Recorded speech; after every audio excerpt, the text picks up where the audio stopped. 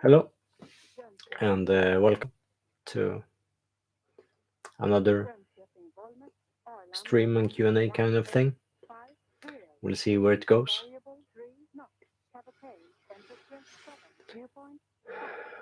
Debating on which beer to start the evening with. God kväll. Because I have a collection of beers from Belgium and then a Swedish cider. Hi, welcome. Hey. I will see about lags because the connection here has been shitty lately, but it's not a lot of wind or rain tonight compared to last time. And usually that causes some interference around here. At least that's been my experience. But yeah, as always, internet has been working fine on my end. Earlier today, I've been preparing a bit for this stream the past hour, just getting into the right mindset, and then the connection has been fine. So we'll see where it goes as usual. But yeah, once again, welcome and glad to have you here.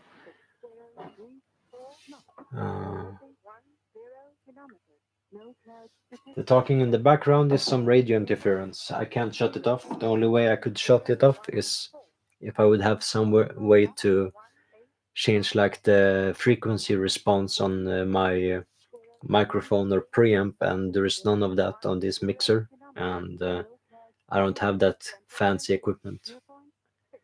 So it's just there, and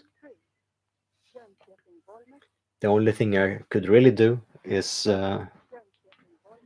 remove some of it and some other stuff through the EQ, but it didn't do a lot. And some days it's louder and some days it's less, so it's really frustrating. And that's why I haven't been recording any new music the past months, because it's literally anything with an input or output. So yeah, I decided today's first beer will be a guess, and it's from 2019. So just regular age, because there were someone asking about recommendations for beer last time, and I ordered a couple of beers that is available, to my knowledge, through most distributors around the world, but also in Sweden. So once again, this is the first beer. I haven't had it in about a year or so.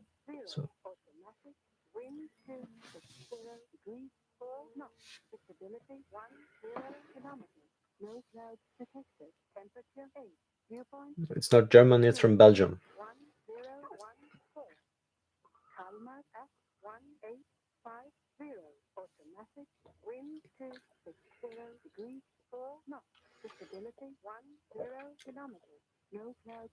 Yeah, it's wonderful, very refreshing. And hi, miss.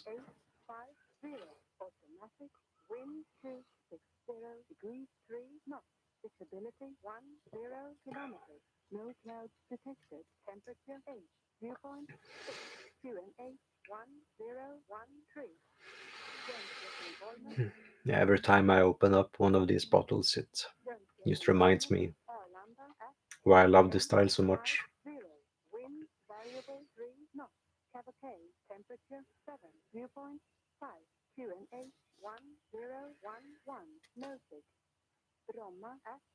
And the week has been very stressful, but fine, not bad. I've been organizing and cleaning at my house, preparing to move. So that's a process in itself. So very tired.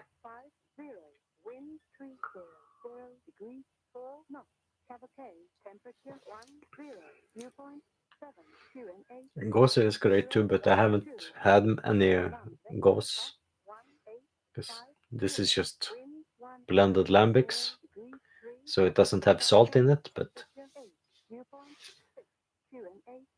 I understand what you mean, and I assume that you yes,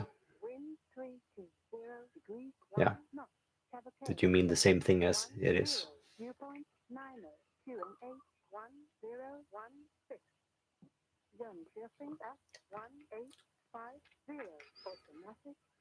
And yeah, indeed, it is great.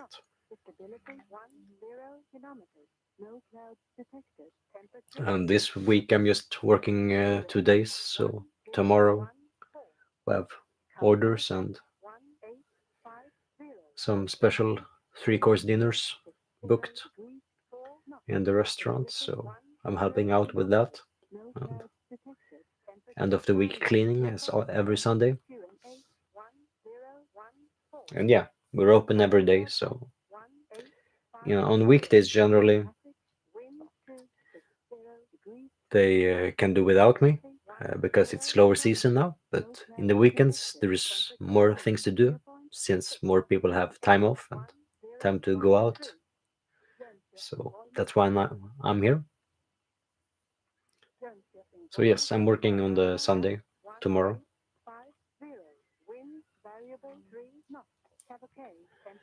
And after that I'm returning home. And then I'm going to do my best to record something new because I've been missing doing that. And also, yeah, finishing some other things that I've been working on.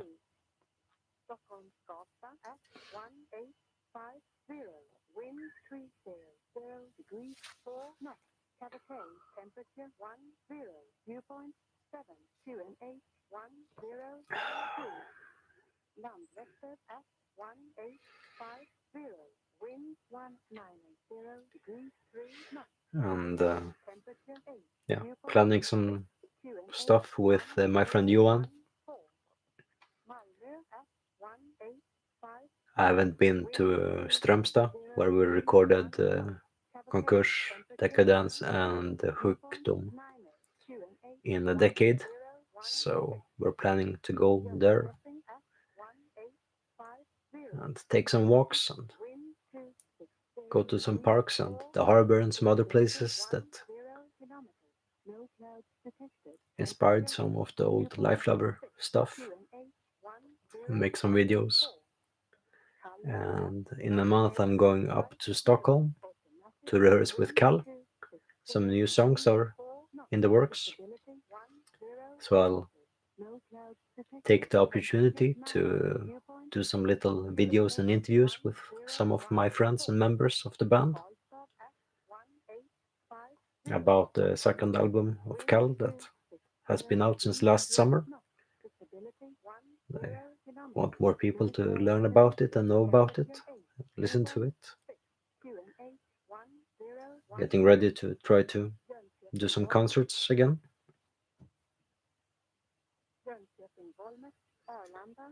So it's going to be a good month, I think.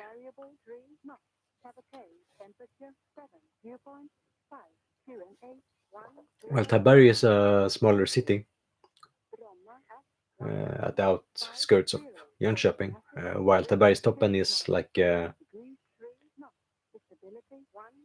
more like the main staples of the menu is like husmanskost, like regular food, and also a bunch of sandwiches, of course.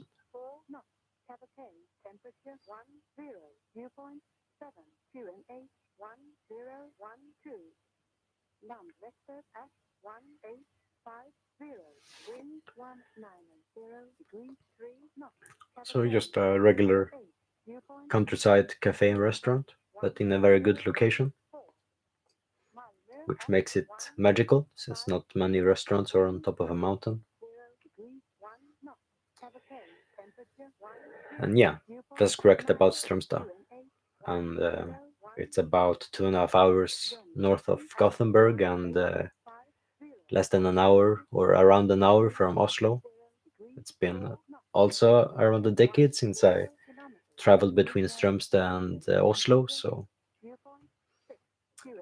my memory is a bit hazy about the time it took to travel between those cities, but it's not very far. And here in Sweden, we have like a monopoly on alcohol, so it's called Systembolaget. But I know some web shops in Belgium,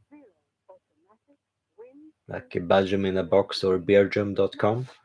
Both of them generally have a good selection of good beer. And I've shopped from both of those stores in the past, so I can recommend them both. They do good packaging, which is very important when shipping beer, and they have fair rates too and decent selection, sometimes great selection. And thanks, I appreciate that. Greetings back.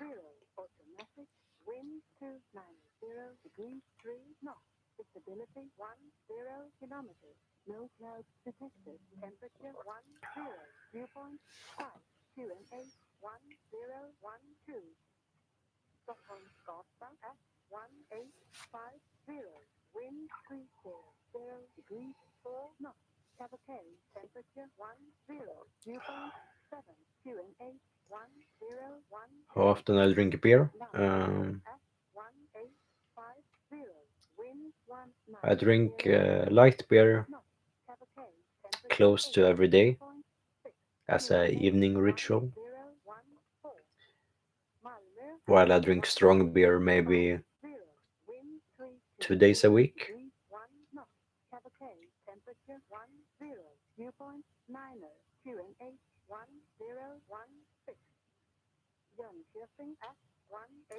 But then I have sometimes weeks when I don't drink beer too. But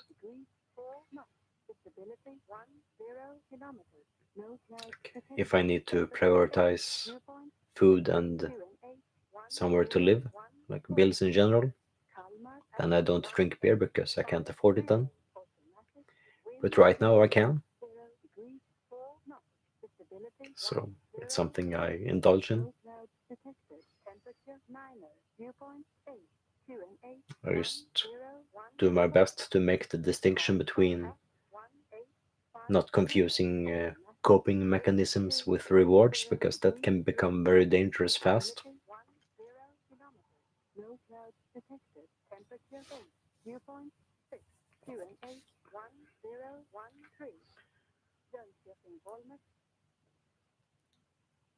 There's plenty of beers that are cheaper than Heineken that are in a similar vein for everyday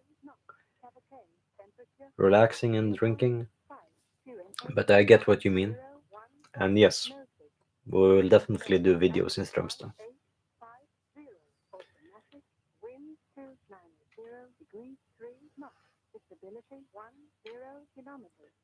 So, yeah,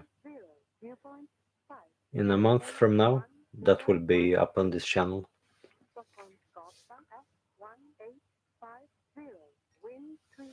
Like a retrospective kind of thing.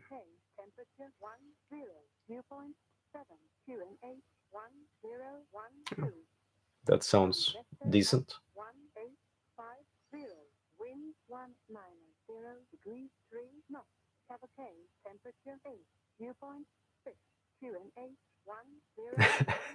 Hi Lasse, and I have no idea who that is. But as always, I'm working on videos, and I have some very good ones coming up uh, that I've been postponing because I've felt that I have better things to do with my time and energy. But if someone is doing anti, I always uh, think that it would be then to me it makes it more fun to punch back, because especially if someone puts me in something without knowing me personally,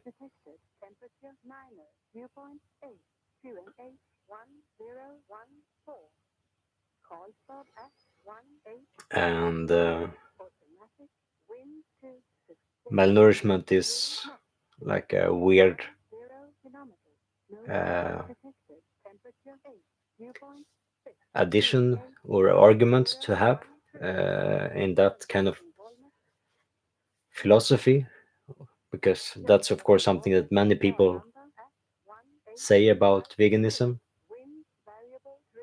Um,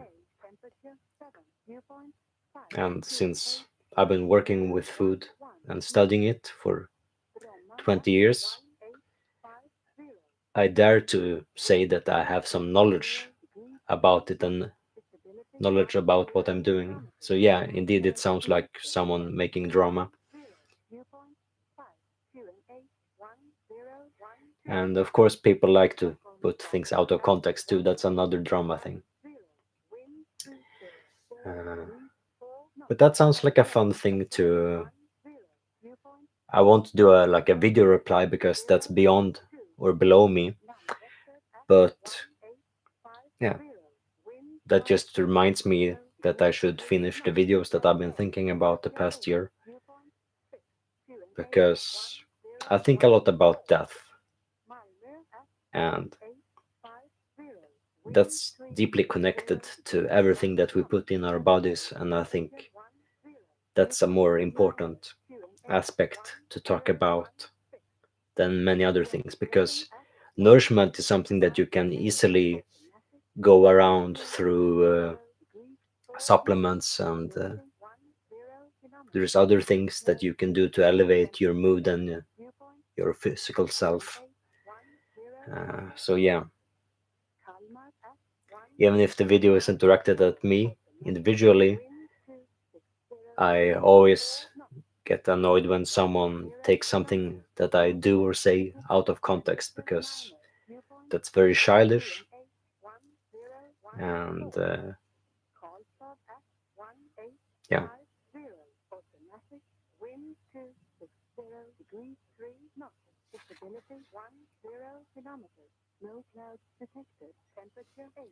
Yeah, I think regardless of what that child is doing, um,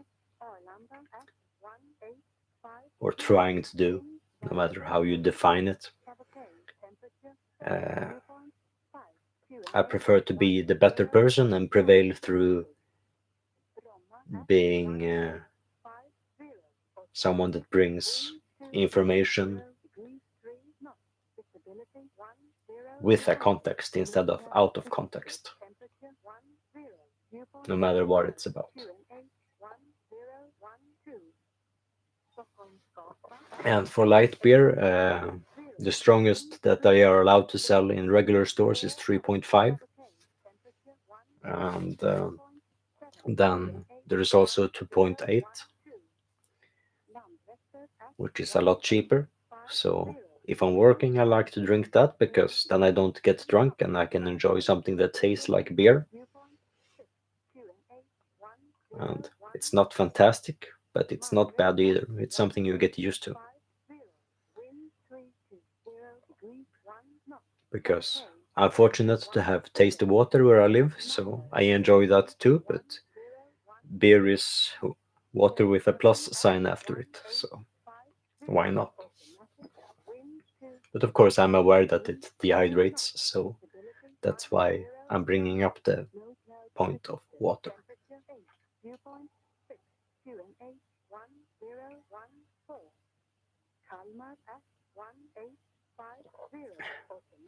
And yeah, My depression is definitely not caused by veganism, and I know that some are, but that's even more common with vegetarians because they're simply eating unhealthy things and don't know anything about, or simply, even if they know something about what they eat, they simply don't care because they are lazy. And of course, if you're lazy, you're bound to become depressed sooner or later because that's not a great way of living.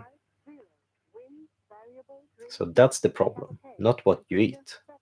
Because if you're lazy, that's going to catch up with you sooner or later.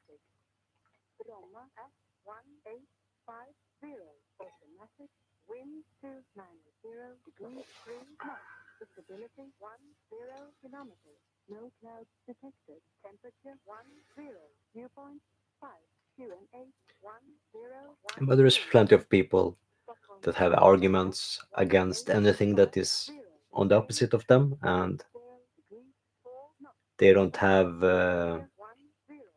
enough knowledge to actually contribute with anything useful, so instead they just create drama. And if I think mushrooms can cure depression, yes, definitely, or at least it can give you very powerful and useful tools to deal with it. But make sure to remember that it can also increase it and offset latent aspects of depression and anxiety, because it's definitely going to remind you of things that you may not want to think about.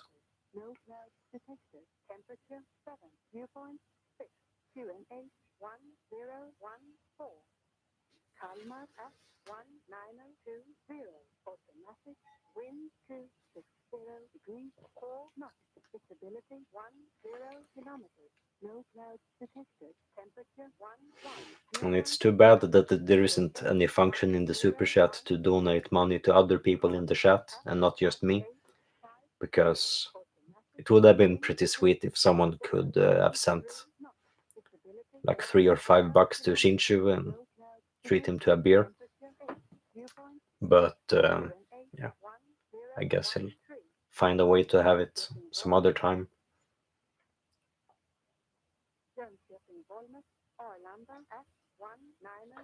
And Tapensis is a truffle, so if you don't like uh, very acidic, acrid stuff, uh, you should find a way to neutralize the flavor. Maybe something like peanut butter, I would recommend. And cheers. Thanks for that. I don't know what it is, but anyway, thanks.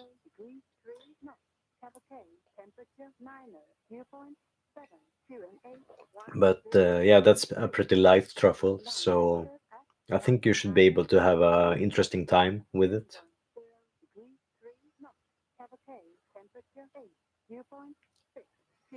Yeah. Yeah, I was going to say that anything that is equivalent to a beer is always a fantastic treat. So yeah, cheers. Though this is a bit more than that, but that's irrelevant. It's the thought and action that counts.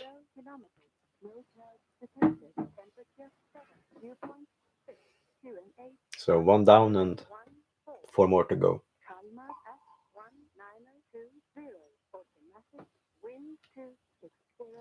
And right now I haven't printed any hypothermia merch for quite a while. This was printed and released by one of my friends in Mexico. And yeah, it's a picture of me in Mexico. Thanks, Lasse. It's appreciated.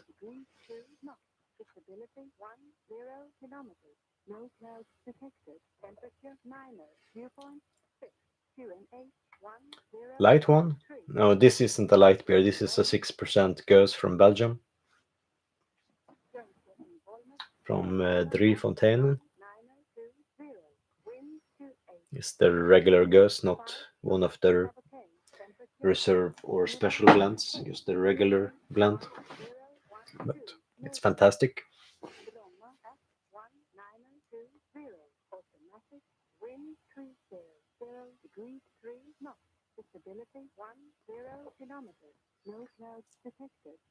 I never printed anything in Bangladesh.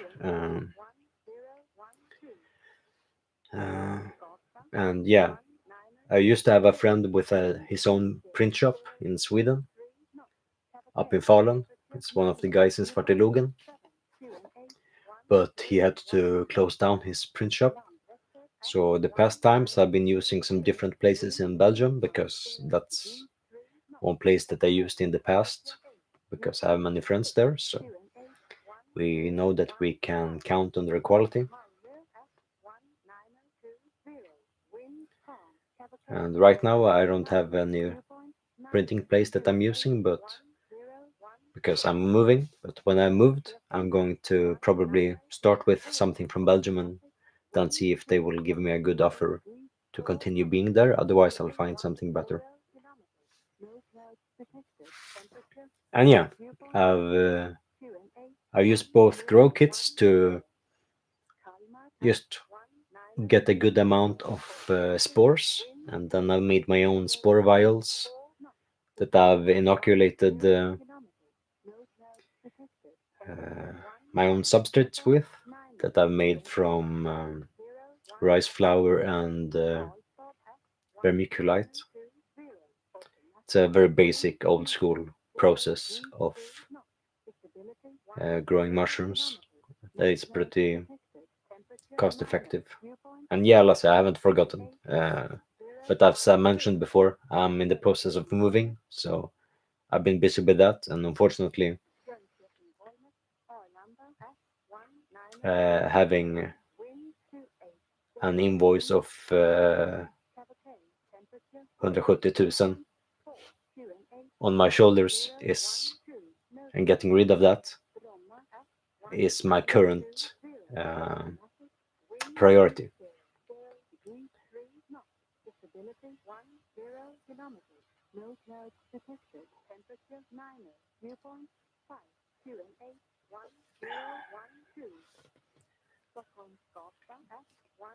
But as with your order and anything else that's in progress, uh, I will get to it when I can, sooner than later, hopefully.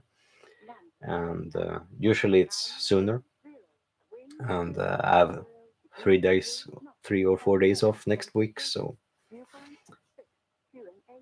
that's plenty of time.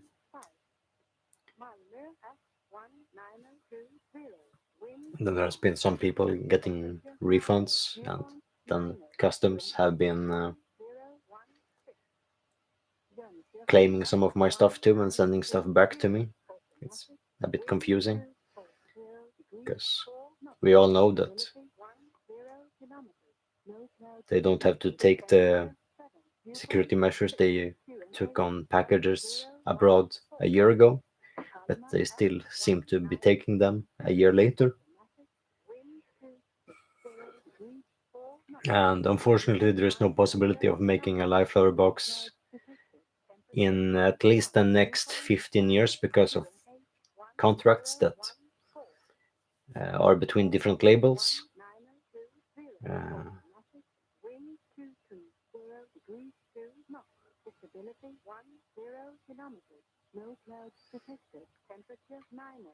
and yeah, the that web shop is very good, and I've used it plenty of times myself, so I can recommend that place.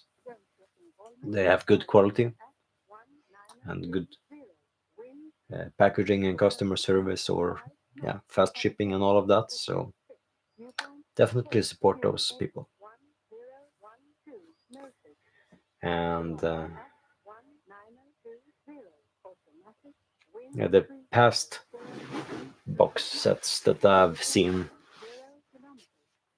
has been like yeah, really bad, or the tape editions were like I didn't even receive my own copies of it, and for some weird reason, Prophecy doesn't want to release tapes of all of their artists. So yeah, that's why there still isn't a Hooked tape, um,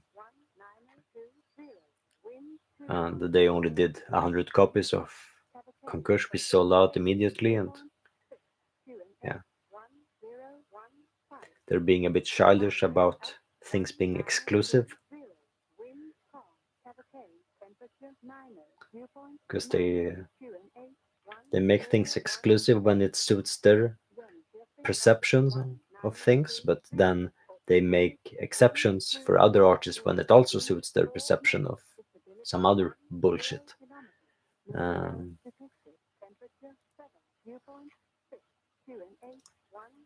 but yeah, if I wanted to make a box set, I would have to license every album from the respective labels that owns the rights, and because Prophecy doesn't make licenses for other formats with other labels because they claim to do it all themselves, but they don't want to do it, then I'm out of options. So I even if I had the money and could do it, there is no way I can.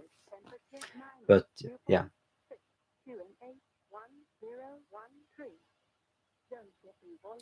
I will see what I can do in the future. I would have need to have a meeting with them, and I any of my bands isn't profitable enough for them, so they ignore me. So I don't know how long it will take for me to be able to do anything about it.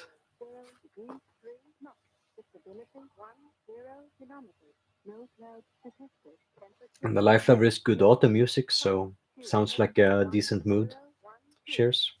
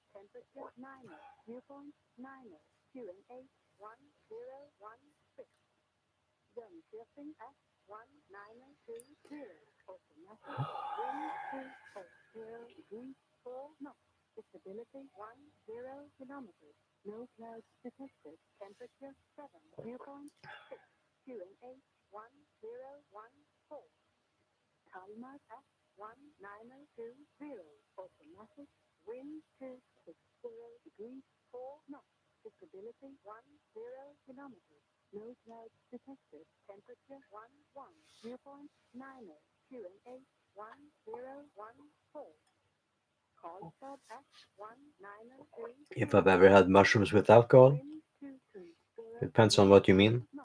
I haven't made any liquid extraction of mushrooms in alcohol to like a tincture, though that could be interesting, I guess. But I'm not sure how soluble it is. And I understand. That's a good time to get rest, I guess. So, good night and see you another time to the Indian fella. Um, and I have no idea about why some people write shalom in my videos, but if that's that person's truth or perspective on things, and they just want to say hi, well, sure, I'm not against that. But back to mushrooms and alcohol, though, that's something that I've done plenty of times because, as it's been stated, I prefer to drink beer most of the time if possible. and I generally get thirsty when I take any other drug than alcohol. So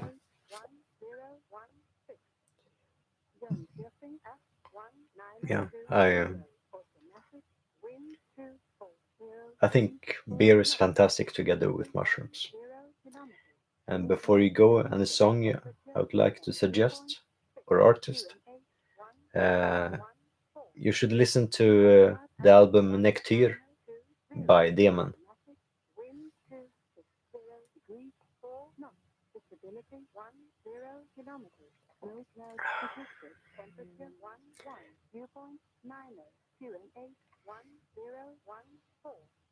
And I know people in Gotland, but I haven't been there myself. I'll try to go next year because uh, some of my mother's old neighbors have a farm there and a guest house, so it would be nice to go there. And they also, when she moved, she sold her sheep to them, so it would be nice to see them again because I haven't seen them in a couple of years now, and they're very friendly and sweet. So that would be just nice.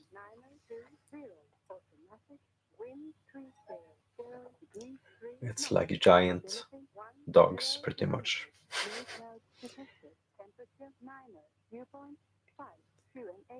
But yeah, I haven't been to Gotland yet, but yeah, maybe next year. And hi, yeah, it's all right.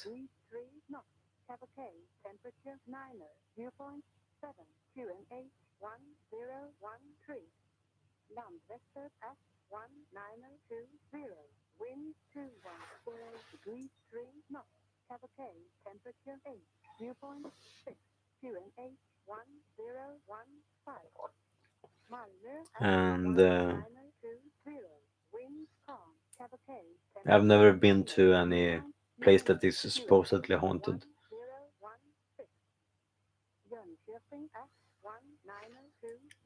As for mushrooms and alcohol mixing up the stomach or messing up, I think that's a personal thing.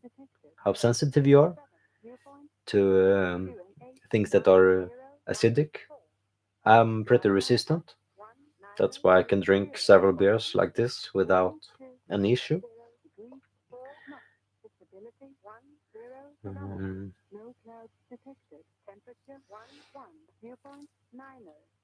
but it also depends on what you eat before, or if you're doing it on an empty stomach. Because it's a myth that you have to be on an empty stomach. That's just a part of a ritual for many people. Because it affects it to some extent, but I think it's an overrated approach.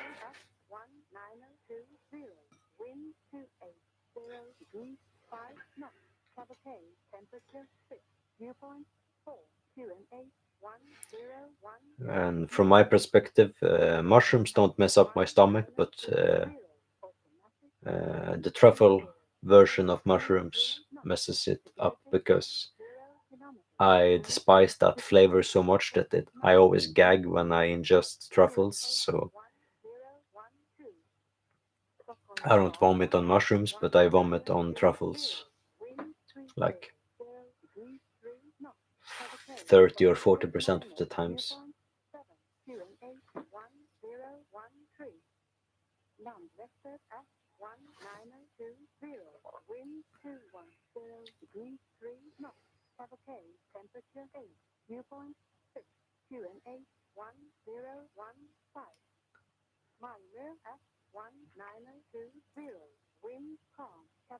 And I'm vain but not vain enough to bother with ironing stuff. This has been folded up in a bag for several weeks, so that's why it's not perfect, but I think the print is more important than how it looks on a picture.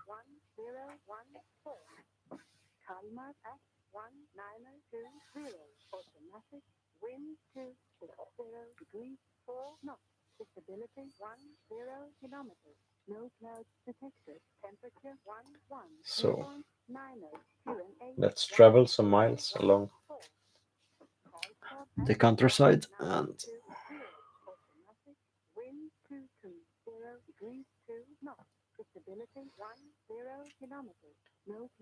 also 2 years back in time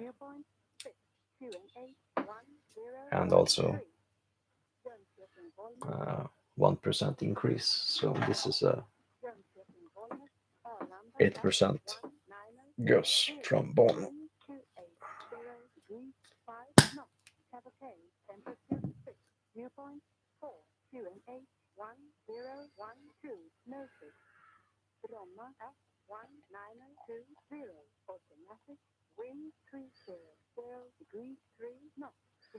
And this is once again a beer that is not too hard to find because they're well distributed.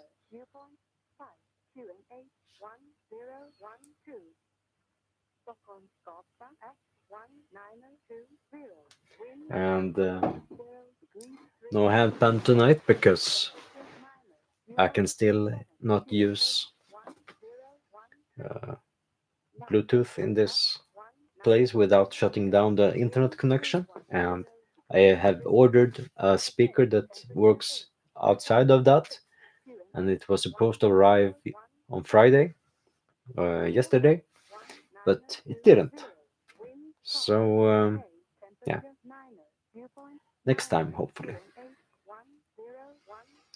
And that will work with my effect pedals too, so I can make something really atmospheric and trippy. So, yes, next time.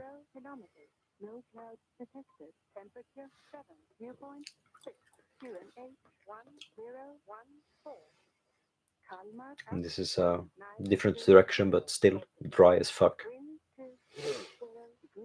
And not as acidic, but yeah, we'll see where it goes.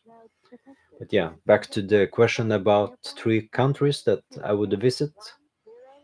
Uh, it depends on if it should be countries that I have been to before or that I haven't been to before.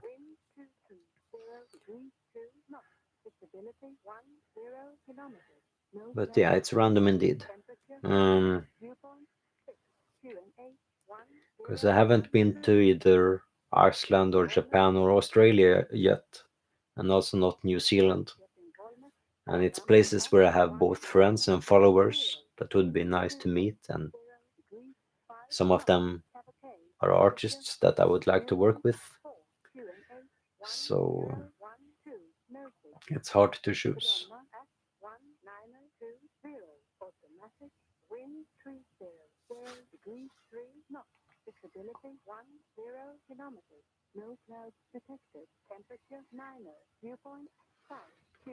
And from my perspective, the using a lemon didn't do any difference for me, but it's always worth to underline that my kind of metabolism is different from most people. It's yeah, I can never compare myself to other people because my experience is generally different, for good or bad. Usually it's in my benefit and not others. um, but yeah, it's a good.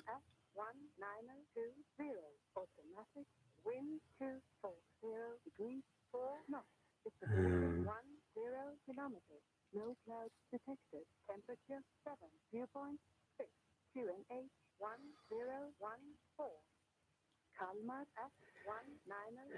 but yeah, acidity can help. So, and yeah, you can always also drink a tasty beer after it. But there should be, if there should be some things that you could eat or drink that chemically would bind to shit in to help your body deal with it better. That shouldn't be too hard to figure out. I think you should be able to find uh, molecular explanation of if you need something fat or acidic to bind, and what uh, minerals or things that you could find.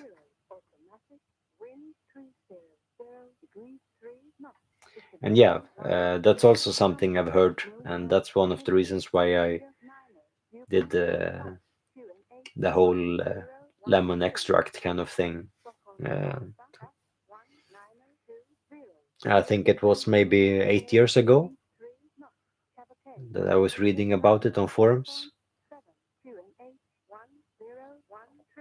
and for me, I didn't experience any difference at all, and I was disappointed by that. So after doing like because it was claimed that if you do this you will have a stronger trip, so I, instead of 5 grams dried, I used took 3, and I was disappointed by the effect of that, so then I added like 20 grams of fresh mushrooms on top of that about 2 hours later, and still didn't really notice any difference. So yeah,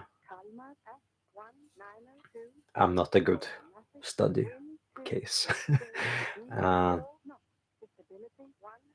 yeah, for new countries, yeah, those, then that would be, because I would love to go back to both Canada and Mexico, and I always like going to Belgium. But for new countries, it would be definitely Iceland and Japan, and then it would be hard to choose between Australia and New Zealand because I would have equally good times in any of those places. And also, why Group wasn't on Alta Italiana, that was because those songs were first reserved to be used for splits with some of my friends, and then they claimed that, yeah, I don't really have any songs right now, so it's better that you do something else with this song. And then, as always, doesn't take many months before they release something new, or they get inspired and compose a new album or something like that. So that's why I got tired of waiting for them to once again do something else. So I just release it by itself instead of having it be on my computer for 5 or 10 more years. Because there is a lot of songs like that that are still unreleased for reasons like that.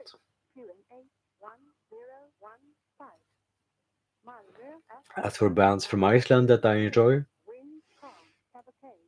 uh, I think that the work of my friends in Mistyrming and Nadra is fantastic. So that's two very good examples.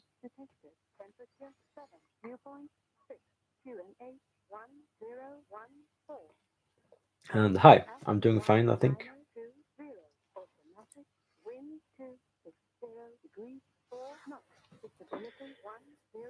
And yeah, both composed several of the albums on psychedelics, but also listened to some of them, especially my piano or ambient stuff. But it tends to put me into spirals because I'm generally not too sentimental, but on mushrooms I become a bit sentimental, and I don't like that. I appreciate it, and I see the use of it. It's therapeutic, but it also makes me feel terrible and suicidal, and yeah, it's a feeling and mood that I can handle and get through, but I know a easy way to not get into that mood, so I prefer to do something else. And greetings back to Portugal. It's a fantastic place with some fantastic people.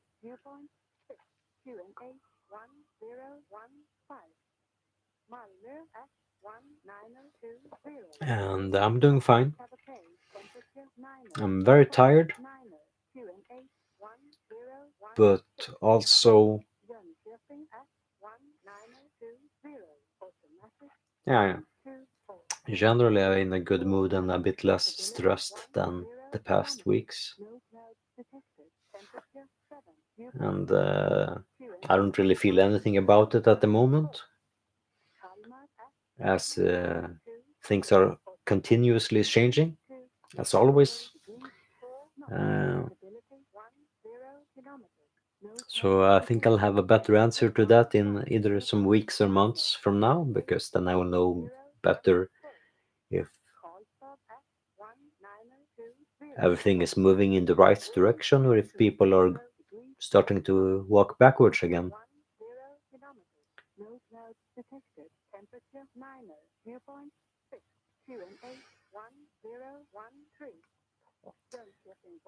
But I'm going to do what I can to get back in some venues to perform with some of my projects, and we'll see where it goes from there.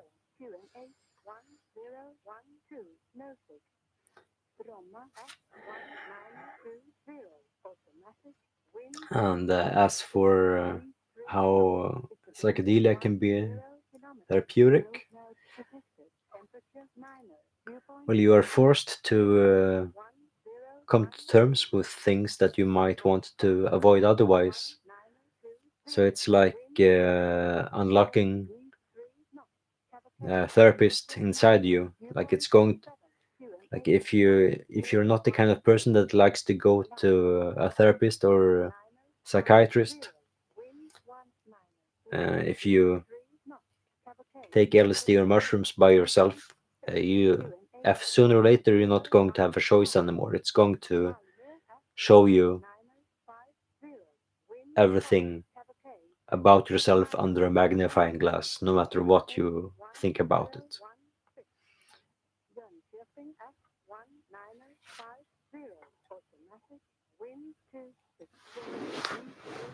And yeah, I think it would be fantastic to do a reunion with Black Howling in Portugal too. I would love that. I'll see if I can get back in touch with them and see what can be done about it.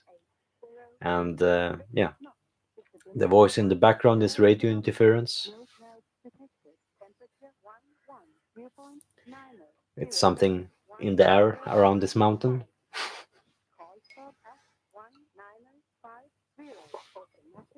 And yeah, to some extent, you could call it exposure therapy.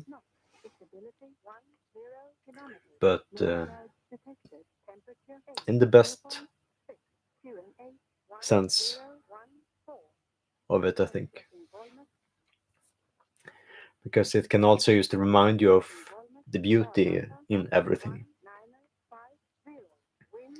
No matter if you have a perspective that is grounded in light or darkness, you're going to see more of that.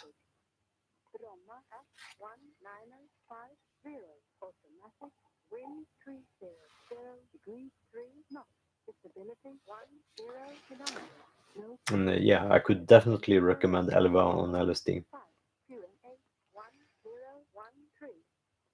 And that album is in a tribute to and inspired by my 5 years that I lived on 11th Street of a village, which is why it was called the 11th Street. I would at least assume, because there was just 11 streets in that village. And connecting to the neighborhoods in it. And then for other reasons, LV is a special number. Um, so from that, and as always, wandering through the forest, it has all of that power in it. And when you feed yourself, Elva is with an ä, you know, not an e. You should know that. But I get well, it's not really a pun and it's not really wordplay. It's somewhere in between.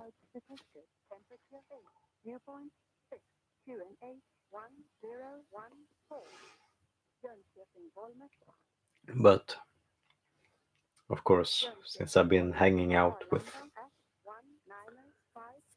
Mallory of Nuit Noir, I do enjoy fairies as well, or people that find them to be interesting, and so on.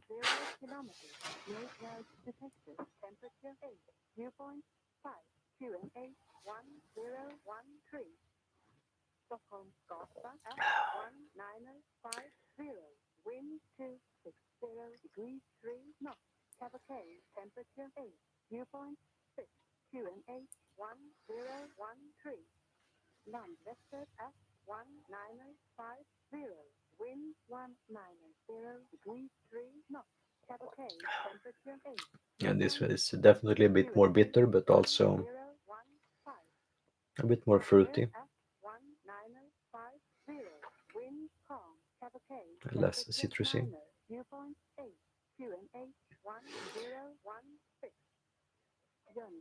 And yeah, when I've moved to my next place, where I have a lighter, better equipped kitchen, I'm going to make a couple of kitchen and cooking videos about different things that I think are useful, like just basics that I think everyone should know. And yeah, I had ordered a speaker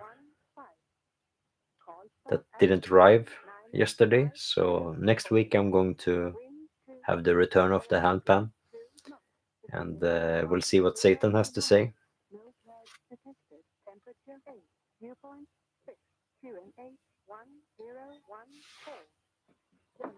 And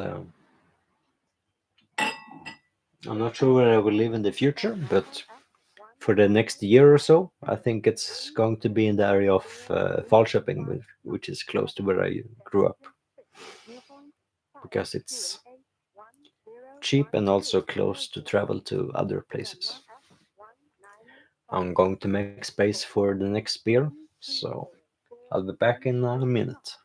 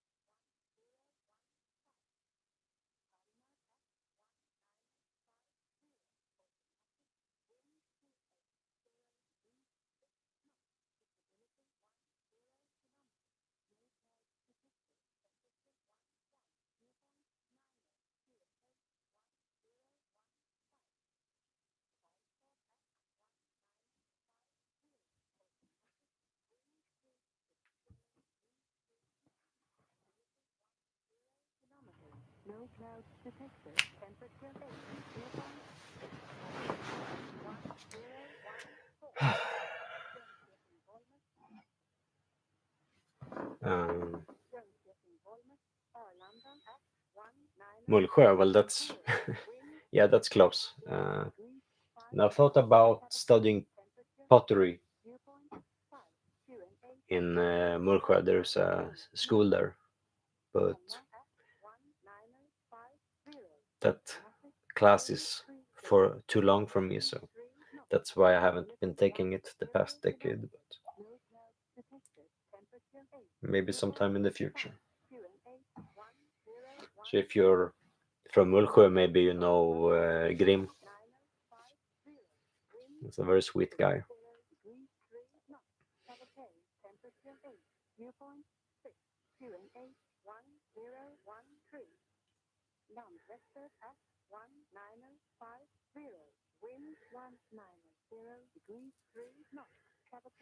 Well,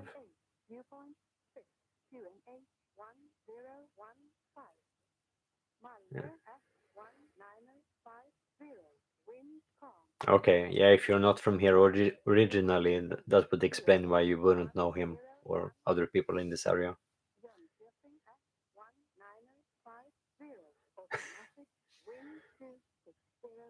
And welcome back, Erica.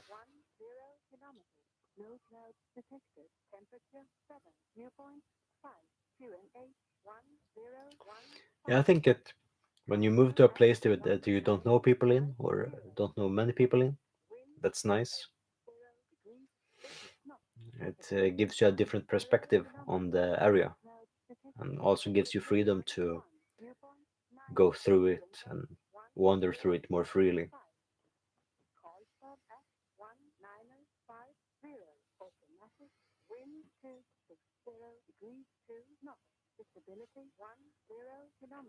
And of course, Grim isn't living in Mullsjö, but he's from there.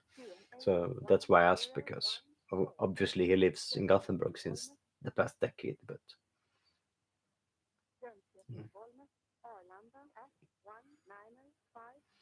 And yeah, it's a small town with a lot of nature, so that's good. It's in a good place.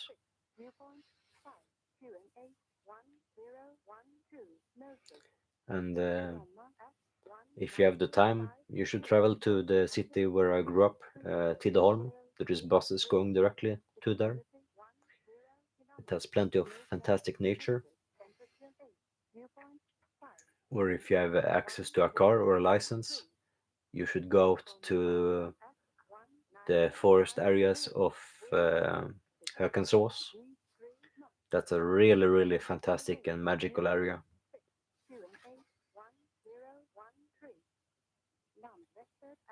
And hi, Ria. I'm fantastic.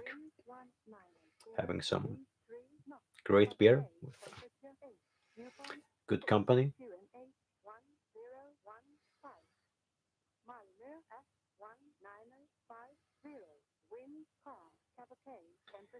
Well, it depends on where in Norrland. Uh, I know people that do that for fun, or used to do it for fun. Um,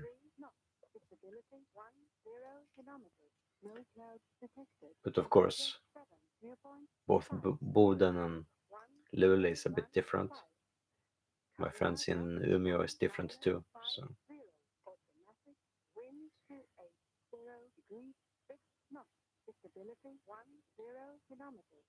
well, hillbilly in a good way, I think. But the countryside outside of Tidaholm is more hillbilly, I promise. Like everything around that city is way worse.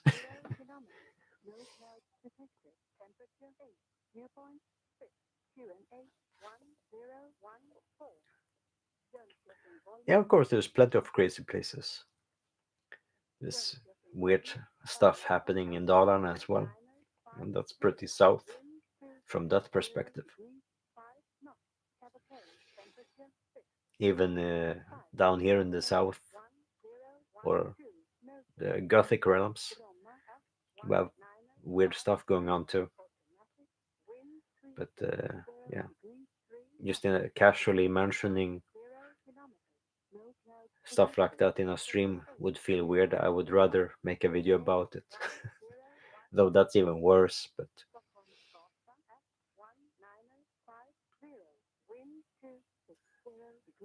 there are some things that I can tell. But I rather move from where I live now before I make those videos because for several reasons I don't feel welcome where I live, and it will be pretty clear why when I've moved and uploaded those videos.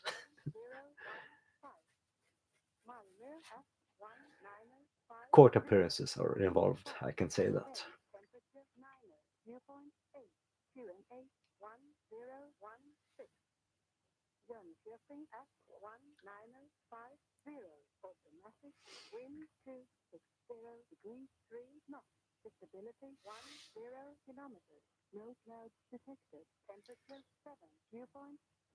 Well, I haven't been shot at, just getting threatened with knives and axes and other accessories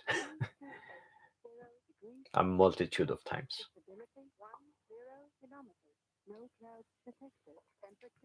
Yeah, it's the forests around Tidaholm that is the most charming part. But the city is nice too. And of course, there's a cruising every first week of May.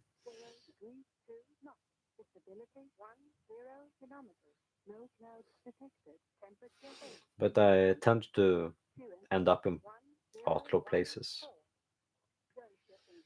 And there are some underground bars in the forests outside of Tidaholm too, run by bikers and stuff like that. So when you grow up with that, you develop a little bit of thick skin. But then, of course, also growing up in the black metal community, that adds to it. So there's not much that faces me.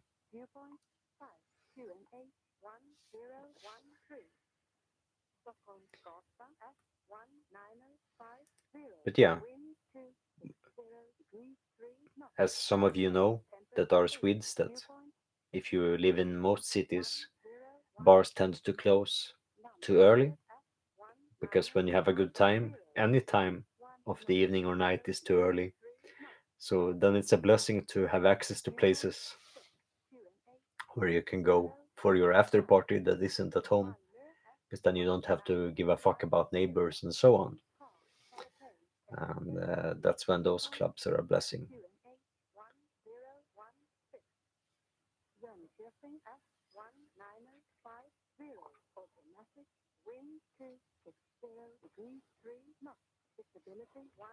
Sure, there will be some guy that you don't like, and you'll have to ask him if he's ever had a scalpel in his eye or if he would like to find out how it feels. And then you'll see where the night goes from there. But it's nice to have access to bars that are open all night until the morning, where as long as there is people there to buy beer.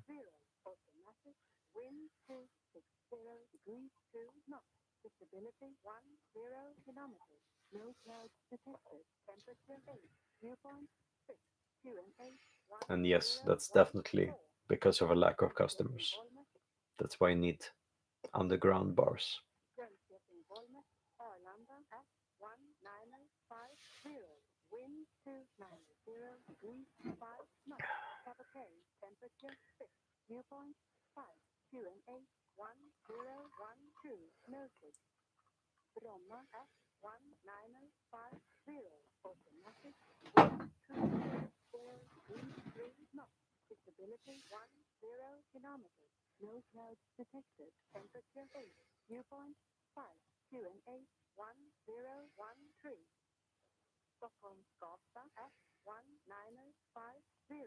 Yeah, and there's plenty of other cities like that too that they close at 2.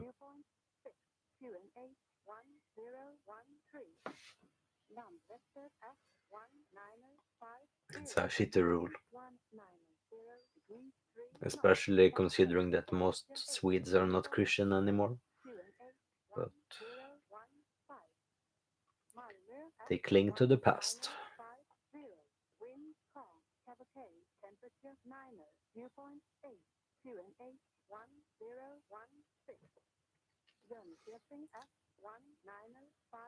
The irony is, of course, that just like in Germany, all the gas stations have alcohol. While it's illegal to drive, you can drive somewhere to buy alcohol any time of the night.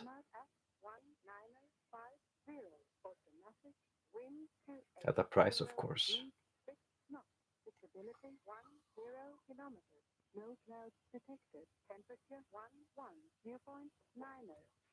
But I think that's one of the most common ways for Swedes to get alcohol in the night.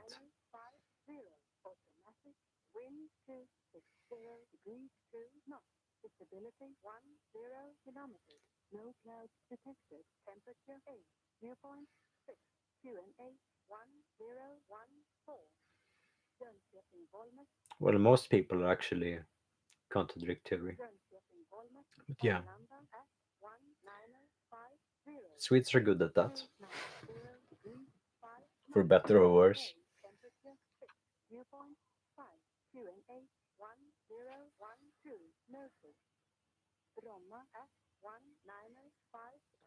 And there is no recording in the background, just shitty radio interference that I can't get rid of because it's in the air around this mountain. And yeah, any kind of input or output picks it up. So it is what it is, but to most of you, unless you're no, donating me a beer, this is free. So it's going to come with some flaws.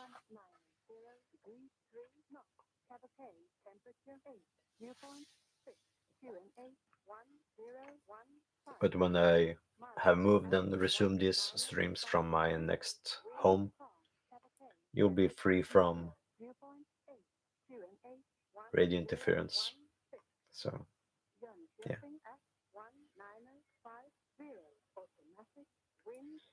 Nah, we don't do numbers here. Uh, it would have been cool if that was a hidden thing, but unless you're into betting on horses and stuff, I don't think you will find any value in any of the numbers they're telling. Because, of course, this is not about horses, it's about weather and temperatures and stuff.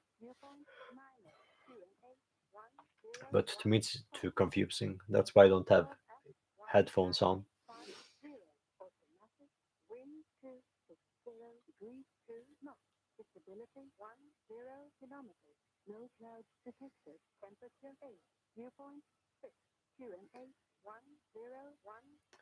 Well, when it comes to bars, it sounds like Belarus is a fantastic place. It's just too bad that you have a dictator fucking up your place, and I'm surprised that people are allowed to use an open platform like YouTube from there. And Swedes are very alcoholic in nature, so I think just because we have a monopoly doesn't make like our politics is non-drinking, but the people are definitely not. We have a lot of moonshiners in this country.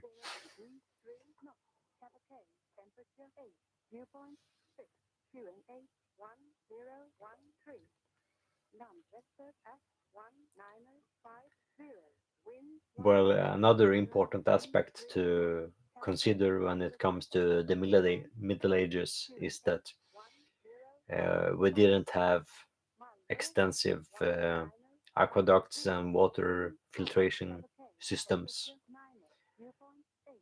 for simple things as water back then. So, in many cases, the safest way to not get dehydrated and die was to drink beer or stronger spirits. Even though that is by itself dehydrating, it's safer than drinking contaminated water, but because that's going to give you parasites that will be even more dehydrating.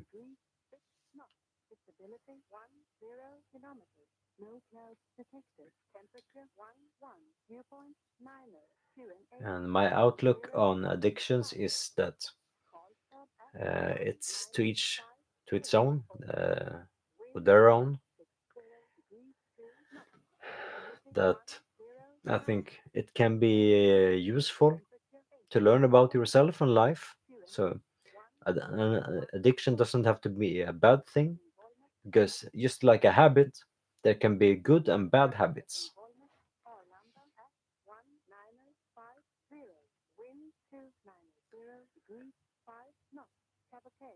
So it's all about moderation and contemplation.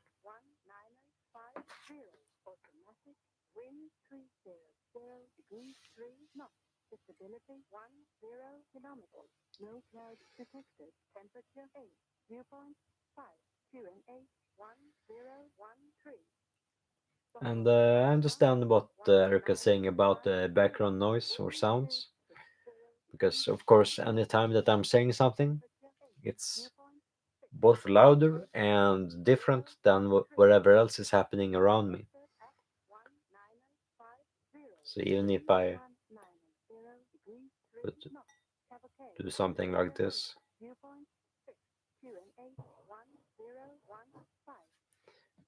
though I'm not going to do or start some ASMR sessions around here, because that would be too distracting with the voices. But maybe when I'm at my next place, just for fun. But yeah, everything else is static while I'm something else.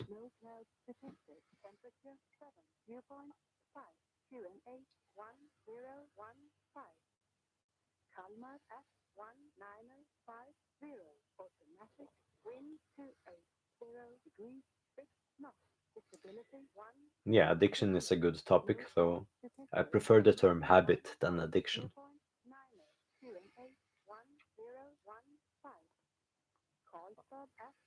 because I'm not weak enough to have a addiction. I'm just devoted enough to have a habit.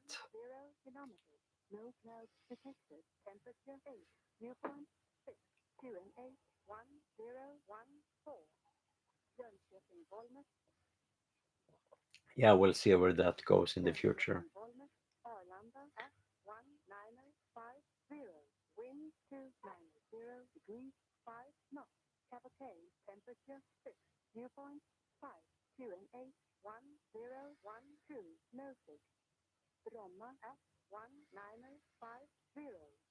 And yes, it all depends on what addiction is to some people, and also their definition on if it's productive or counterproductive, positive or negative, and so on.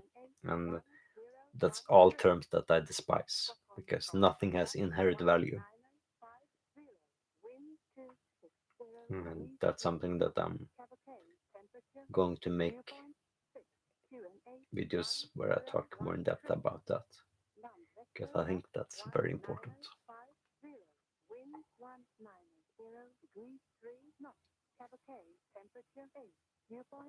Well, Chinshu, I can promise I'll make it weird. But I get what you're saying.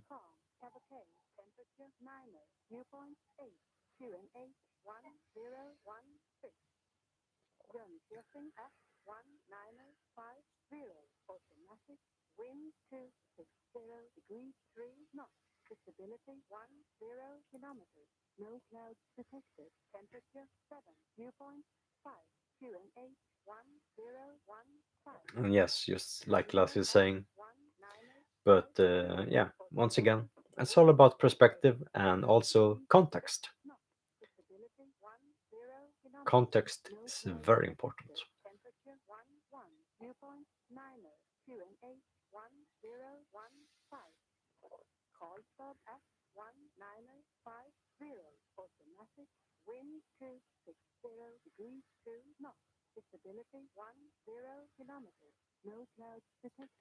And I think it's a weird thing to claim that an SSRI doesn't have physical dependence while it gives you physical side effects and withdrawal symptoms when you stop it. Sounds a lot like a physical dependence, if you ask me.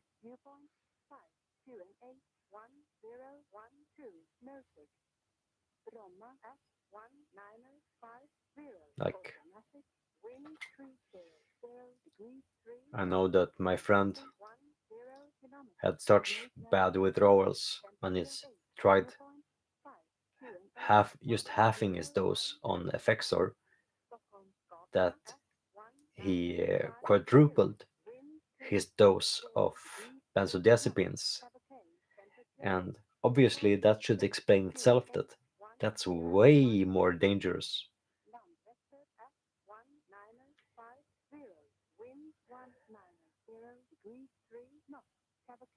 But then again, that's what killed him. So I think people, especially doctors, should be more considerate about giving SSRIs and other blockers and related chemicals to young adults and youths.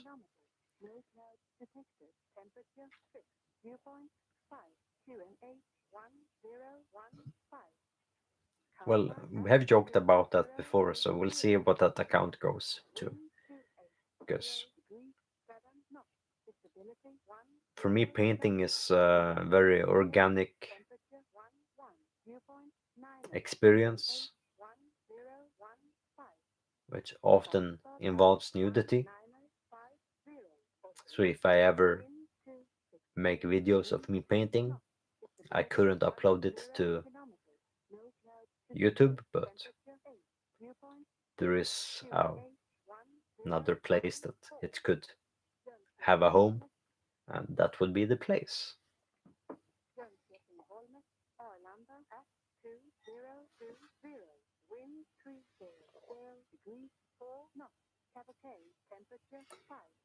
And yeah, I know someone that grows gorilla, and I've smoked and eaten a lot of it, and I enjoy that. For me, that's very meditative.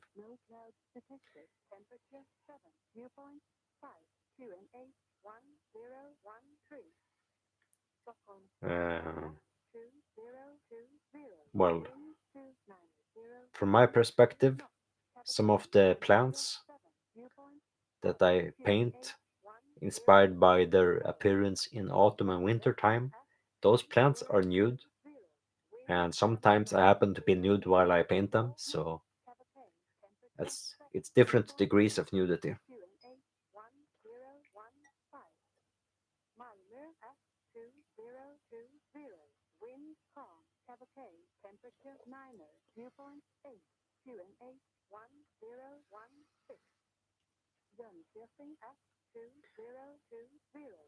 And yeah, I agree what you're saying as well on the SSRI topic, and I think it's disgusting and hypocritical, among other things. And yes, there will be definitely blood in those sessions, both mine and others. And that's something that's unclear in most places. Rules that they don't really say a lot about what you can't do when it's about art. Usually, I find out by being blocked or demonetized and things like that. uh,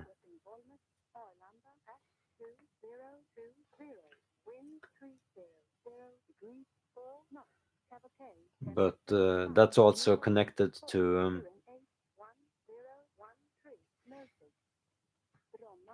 um, like many other places on the internet, that there's a lot of marketing connected to these places, that they try to get you to pay for the services just to find out that you can't do half of things that you intended to do, and then you, because you have already paid, you have to find a way to make it work anyway. As for if I've ever had an alcoholic coma, nah, but I've been unconscious from it and had to be hospitalized for it. Like that's connected to my first overdose on alcohol, which also resulted in me getting hypothermia, and that's why I have that name for my life project, because it was my rebirth.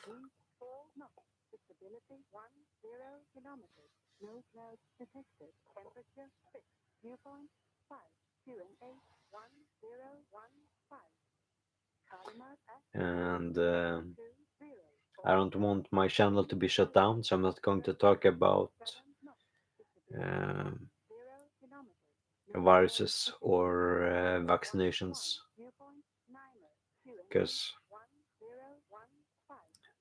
there's plenty of other things that I can talk about that I actually have knowledge about, but I'm not a doctor, so I'm not going to talk about doctor stuff.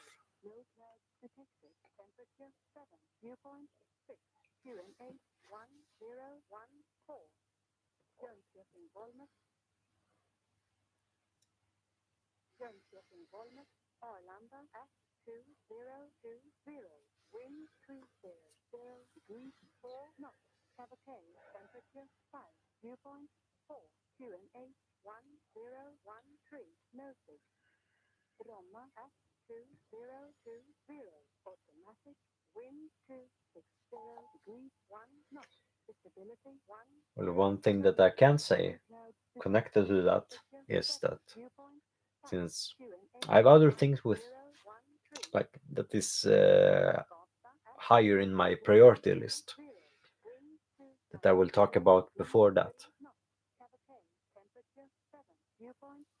But when I feel that I've completed the things that I feel have a higher priority and importance, I don't have anything against talking about like my perspective and experience of the pandemic, because that's both informative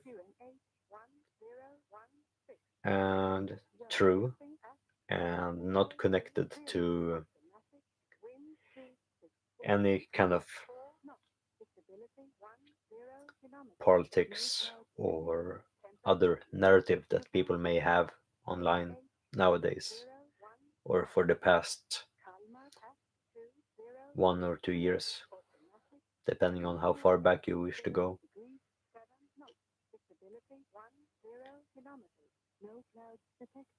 Because of course it has affected me, but I'm still like, we're all still living in it. So I don't think this is the right time to talk about it, because until I've tried to go back on tour from my postponed and cancelled concerts, I can't really say anything about what has changed or not changed around Europe, for example, because then I will have a wider and enriched perspective on the situation. While right now I've been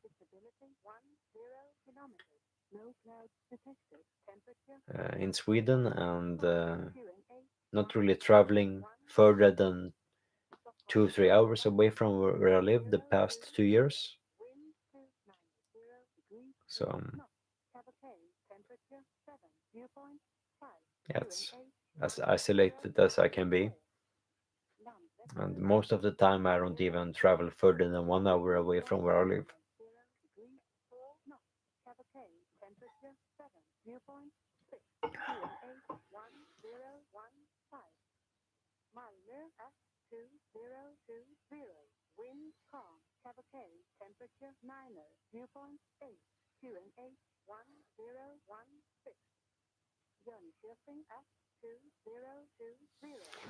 And yeah, I have more important things to do or talk about, so that's why I'm not taking any unnecessary risks. But do trust me in that I'm always educating myself in what I can do to push the boundaries and where I can go to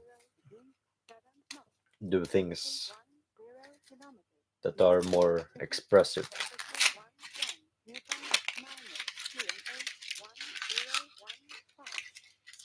And one of several reasons why I saved this one for the third is because, for some weird reason, it's an old tradition that they don't just cap it, but they also cork their bottles.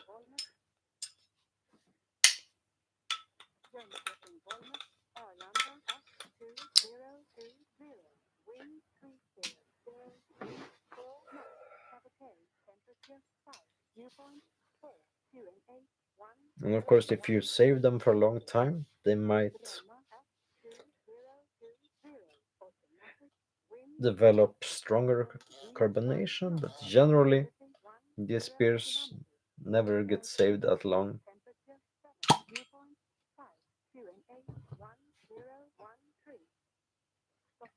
It's sweet that they make the effort.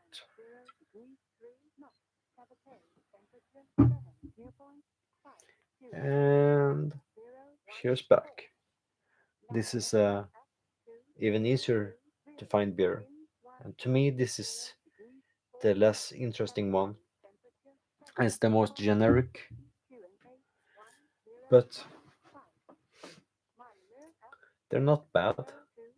They're decent or fine, sometimes great.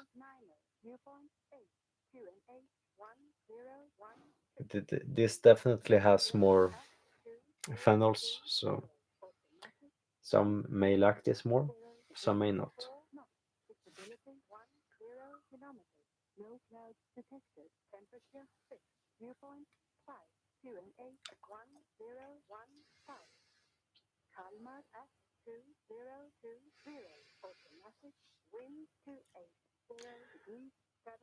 Well, it would be to me, it would feel wrong to use a term like pestilence because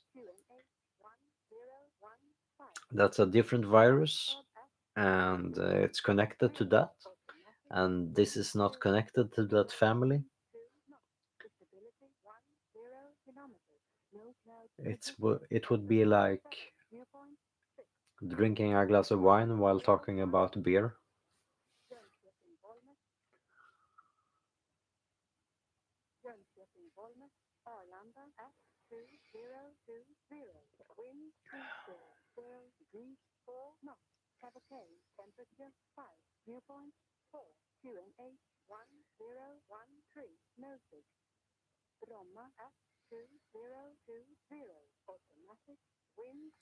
And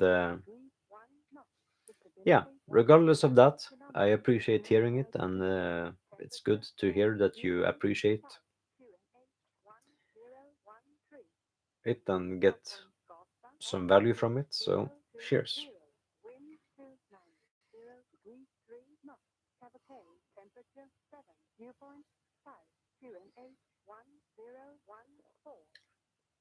Well, they don't cork all the Julmust, but some of it. But it doesn't have to be corked. It's enough to have a cap. But it's like a safety measure in case something gets in, since it has active sugars in it and it could ferment. but it's generally not worth the extra money. And cheers.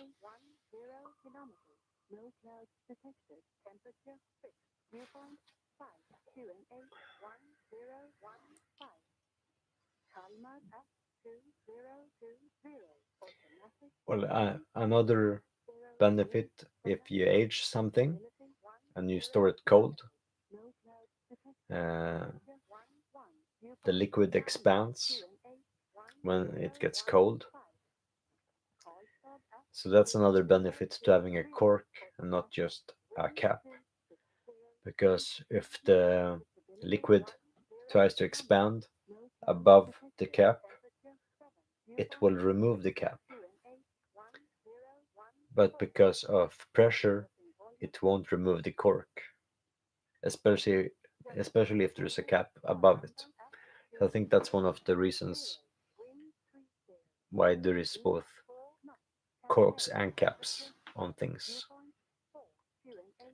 because it protects you against both cold and heat, or in other words, fluctuating climate.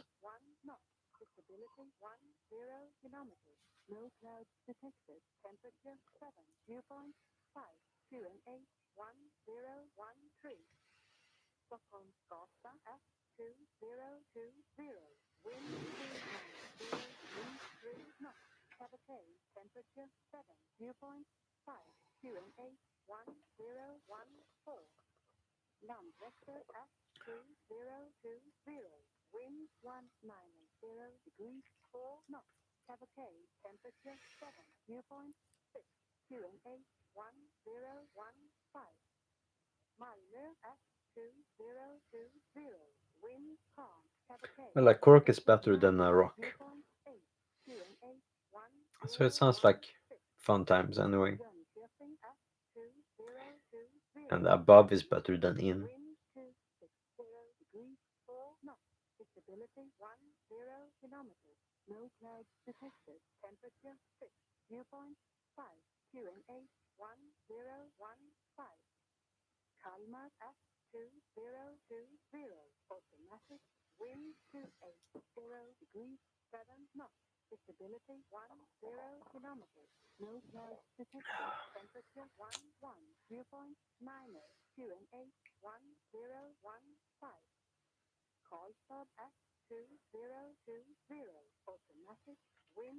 And yes, my ramble is, in summary,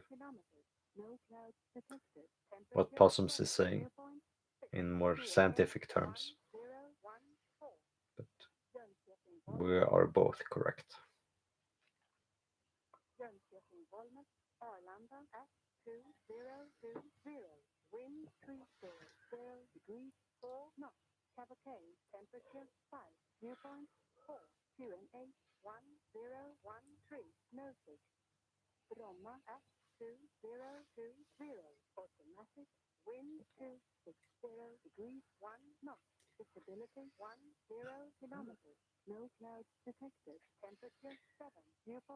Well, once again, I think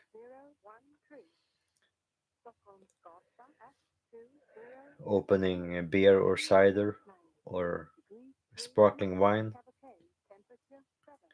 it's a way more funny way to, or reason to lose an eye or have pain in your eyes compared to other people that lose it because of fireworks and explosives. Because drinking is always more fun than blowing things up, and of course, they're even funnier in combination. But given the choice of blowing something up or drinking something, I'm always going to choose drinking something.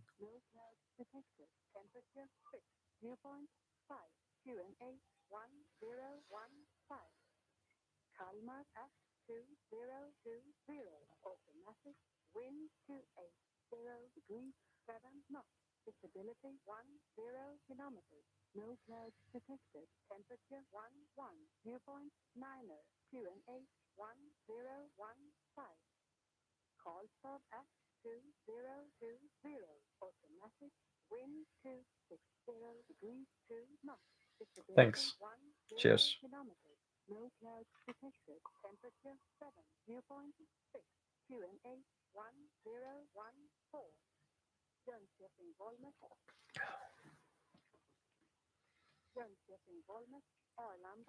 Yeah, it's good evening.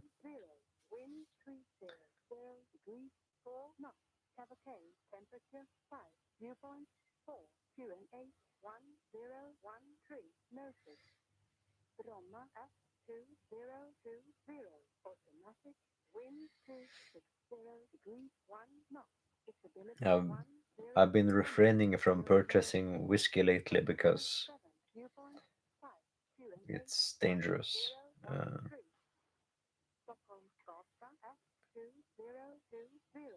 but I've been in the mood for it lately, so it sounds like a fantastic time.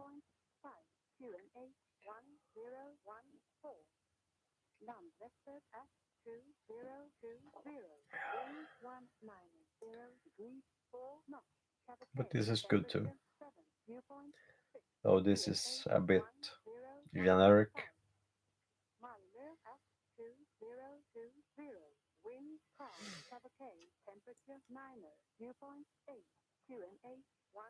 Because sometimes it's been better. That's why I bought two bottles and not just one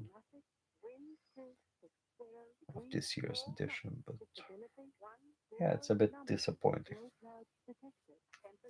Because I know they can do better.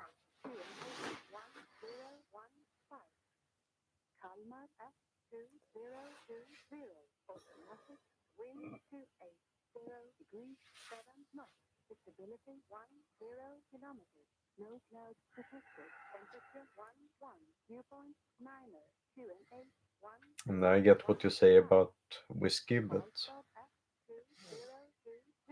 I'm the kind of person that likes to drink as long as possible, and to me, beers make that easier. And I don't mind going to the bathroom or anywhere.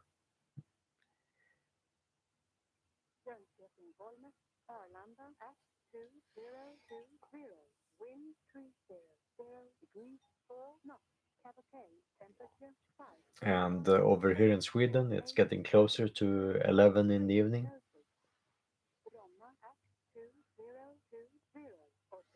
Not yet, of course, but it's getting there.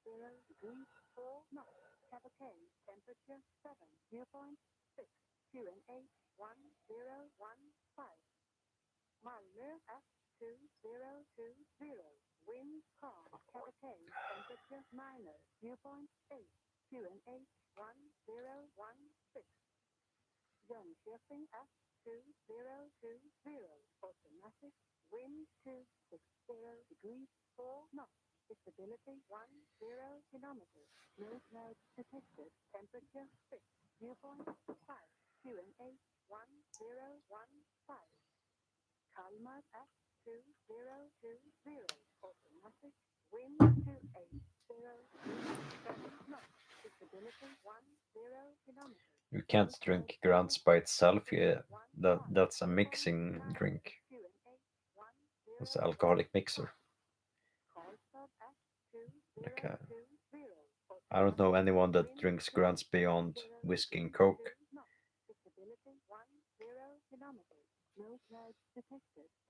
You need something better than that.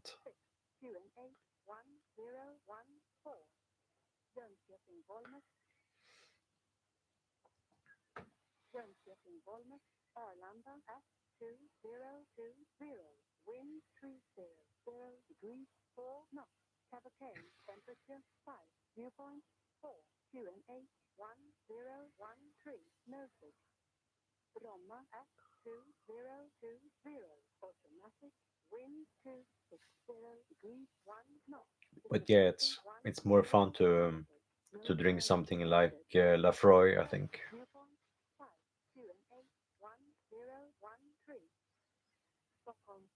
That's at least uh, it's a basic one. It's not very interesting, but yeah, it brings back memories. Yeah, it's a bit too smoky sometimes, depending on what you have the weeks or days before it.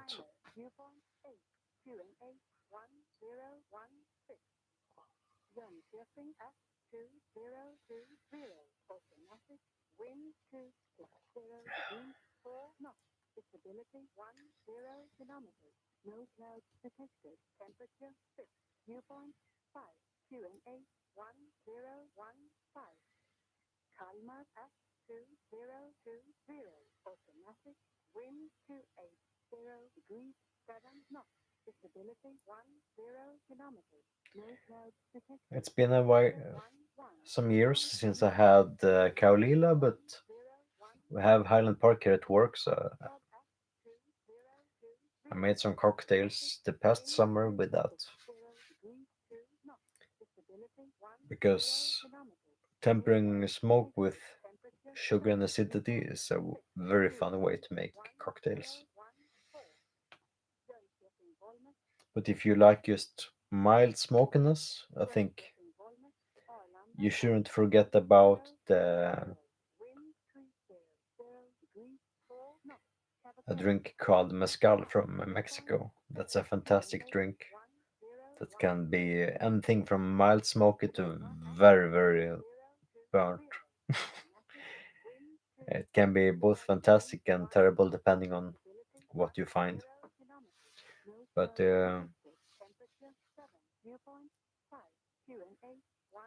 it's an interesting drink.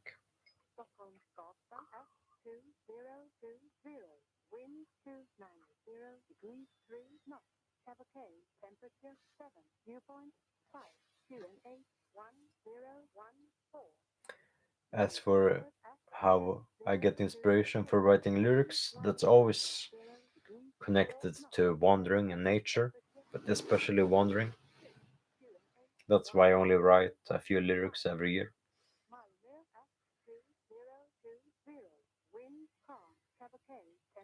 Well, that's one of the benefits of mezcal compared to tequila because it's made from the same plant, but the difference with mezcal is that it's smoked, so it has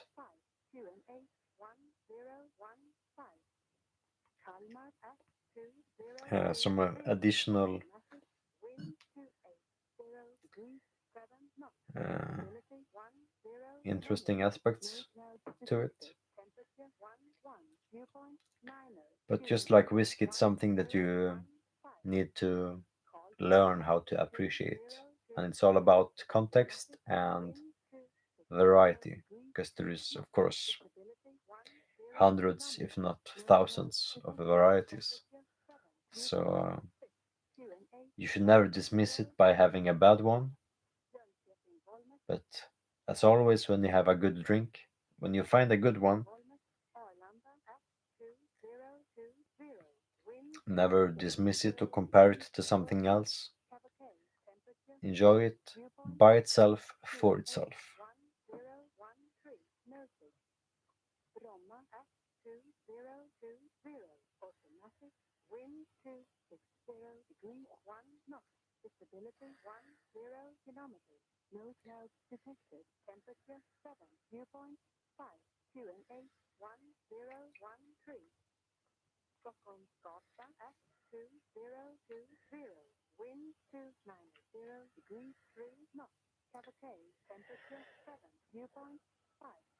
But as an example, if you like smoky flavors,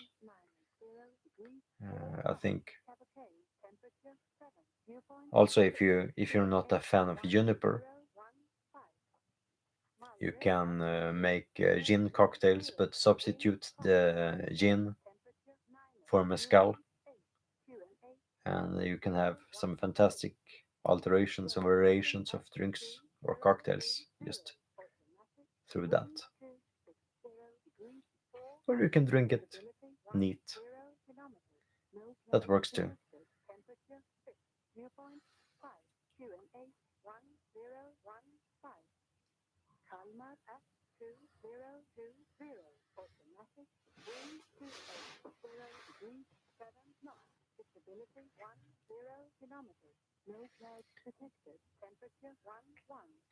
Well, the background is just mostly connected to weather in different countries, not countries, but cities.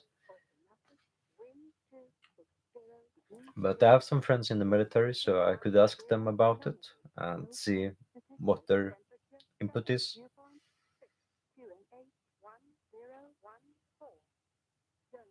Like I'm trying to set up a meeting with one of my friends that were just in Panama, I think. So somewhere next month, uh, we'll see what we'll talk about if I'll remember.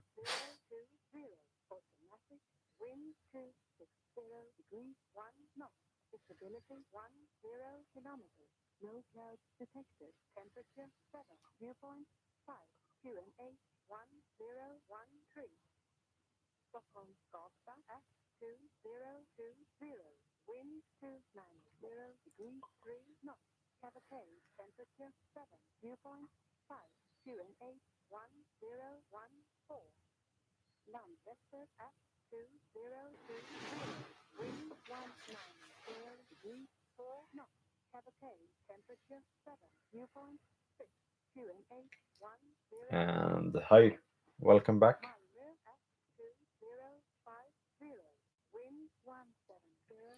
And I've never played any of the Call of Duty games because that's not my kind of game.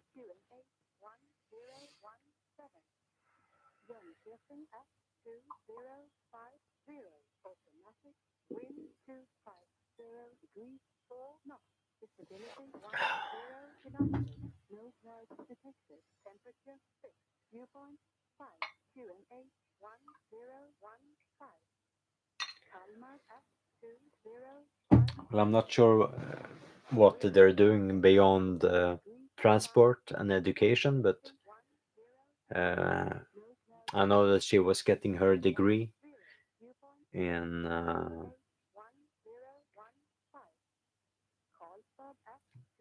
some aspect of working on ships.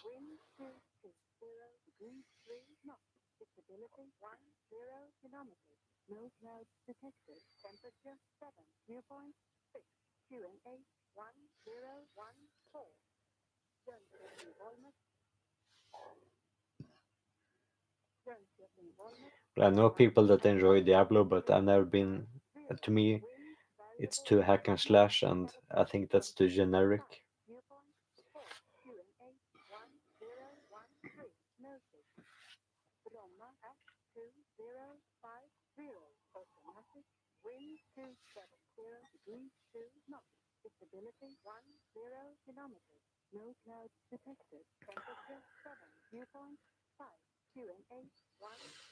But yeah, it's a fun, enjoyable game, but it's not something I would get into more than an hour.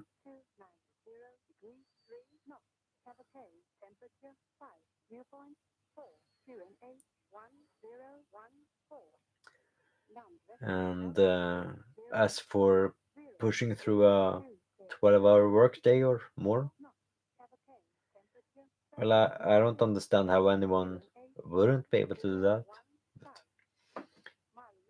I would lived the majority of my working life has been 10, 11, and 12-hour workdays, and usually having another job beyond that.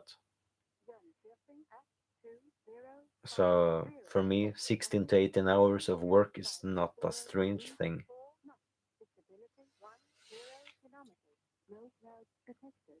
So it all depends on how poor you are or how poor you're um, prepared to become for art or what you believe in.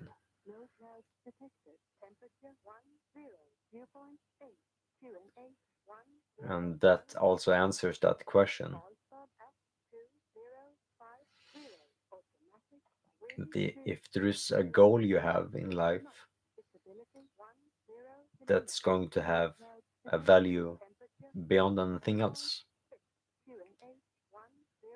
which of course involves your energy and time.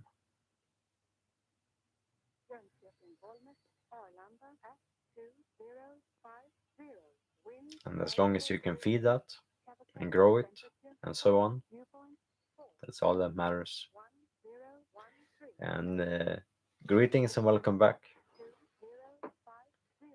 And my concept of Satan is something that is, yeah, I've talked about it before. And I think yeah, it's hard to say it in a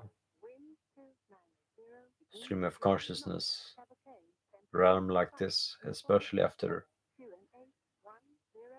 being on a third beer like this.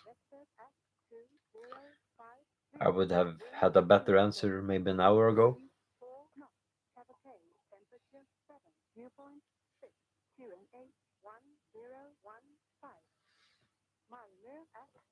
And yeah, I don't mind Castlevania, though that's a bit too hack and slash for me too. But I enjoy, like, to me, it's nostalgia. But I've only really played the first three games.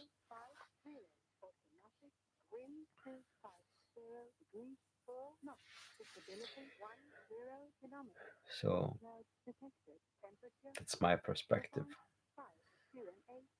And no, I'm not a fan of chess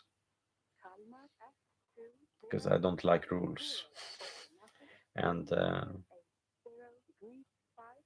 I think, of course, I understand why there is rules, but that doesn't change my perspective.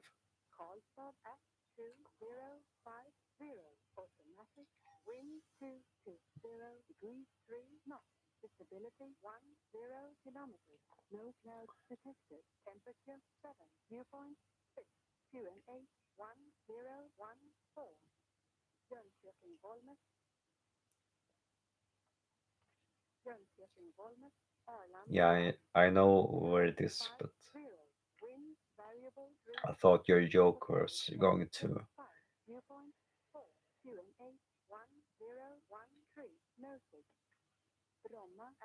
the realm of me not blinking.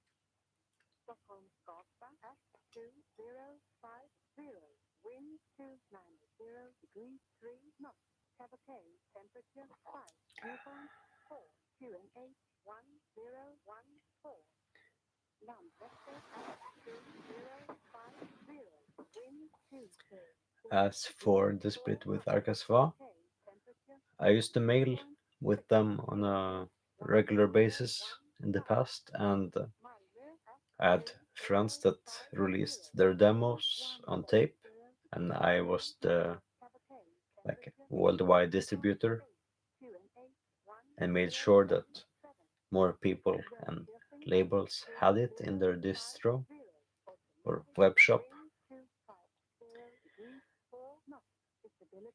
So we discussed philosophy and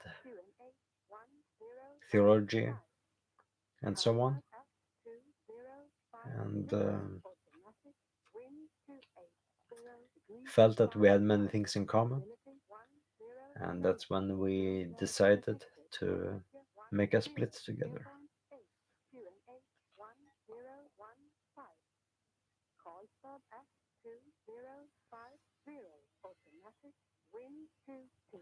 But yeah, it's a very amazing and underrated band.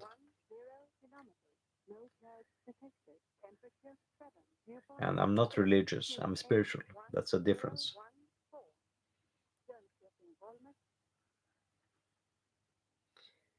And yeah, that's completely true. Just what I said, but in different words. Because you can be one without the other.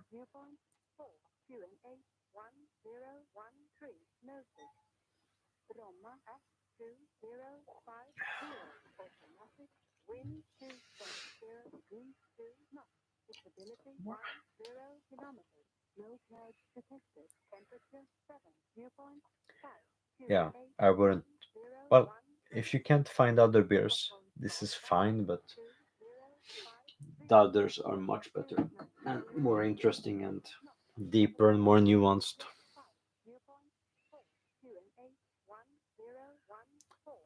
Well, unfortunately, I can't do anything about the background sound, and this is free, so I'm going to be able to make this without that sound in the future when I moved to my next apartment. I just need to sell my house first.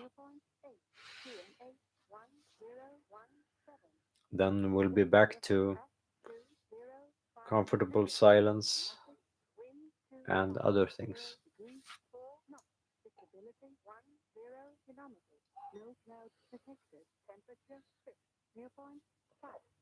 And yeah, I know it, but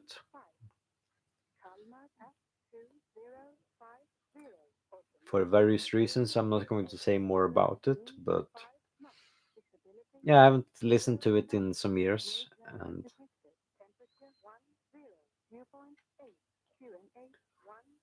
I can just say that it's a good friend of mine, and because of my friend's wishes, I'm not going to talk further about it.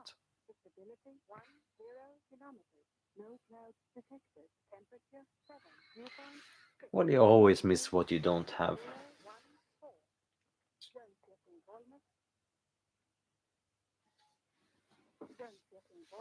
That's a natural part of life.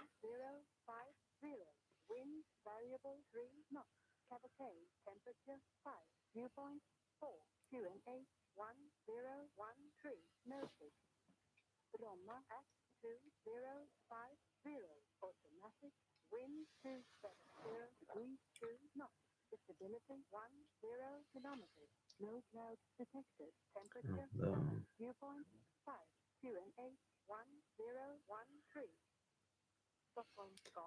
yeah, I'm out of spontaneously fermented beers for now, so I'm back to a cider and a blonde.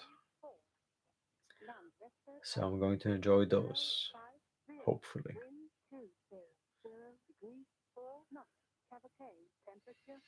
And I'm not completely sure when I'm going to move because I'm still looking for a place and I'm in the progress of moving. But it's definitely in the coming month.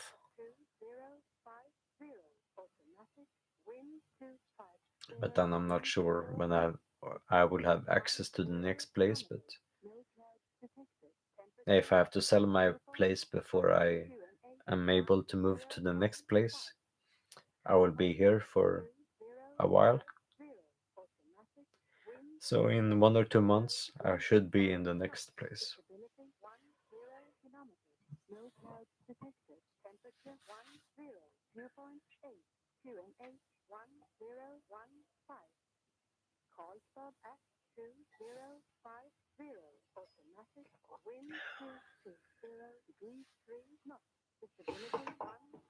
And just to be polite, I will rinse the glass. But also I'm going to change the glass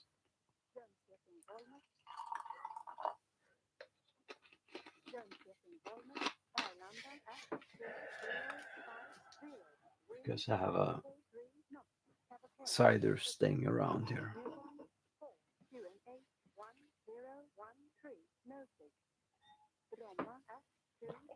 And I've performed in the same evening as Mikko Aspa, and I've talked to him a lot over mails and made many trades with him over the years. But I was busy at the festival we performed at to say hi to him, so I don't know if I could have met him, but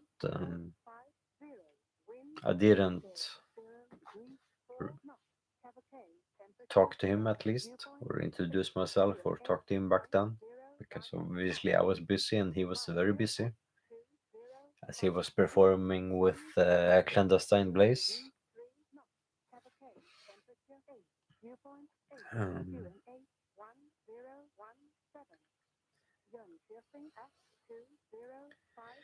but yeah, I have stuff with both Grant and stuff of Matter, and also Nicole 12. And yeah, since I've run a mail order for many years in the past, I have most of his works over the years.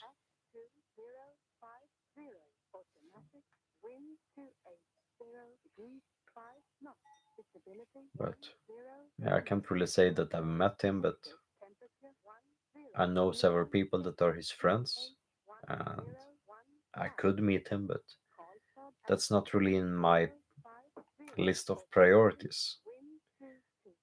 So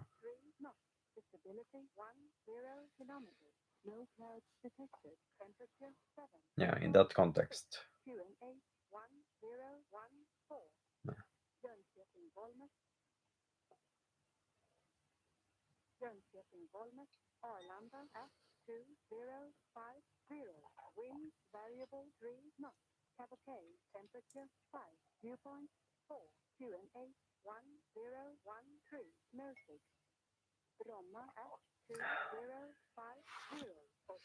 Okay, so let's have some hoppy cider, because why not?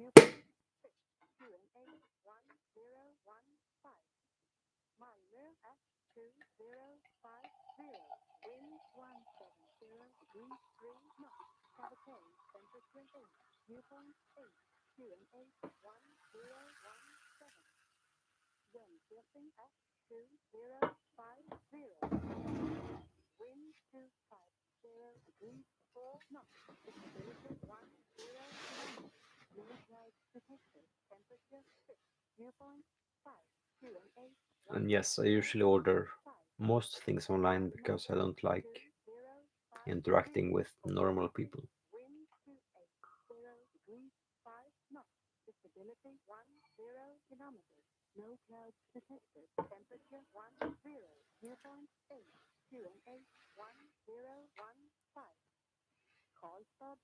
But yeah, as an example, because of the different rules in Europe for import and export,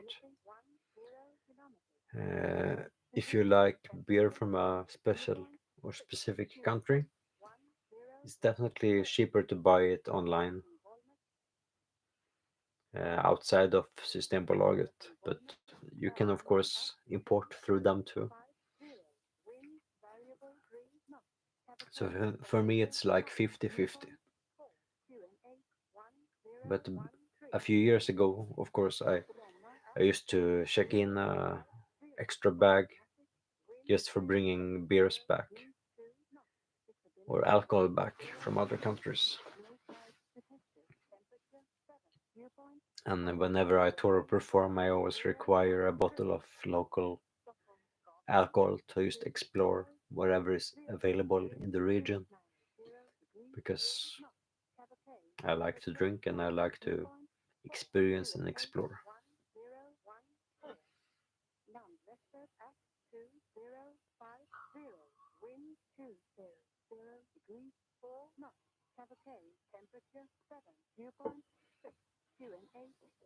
Well, if you decide to make a cover of anything that I do, that's up to you.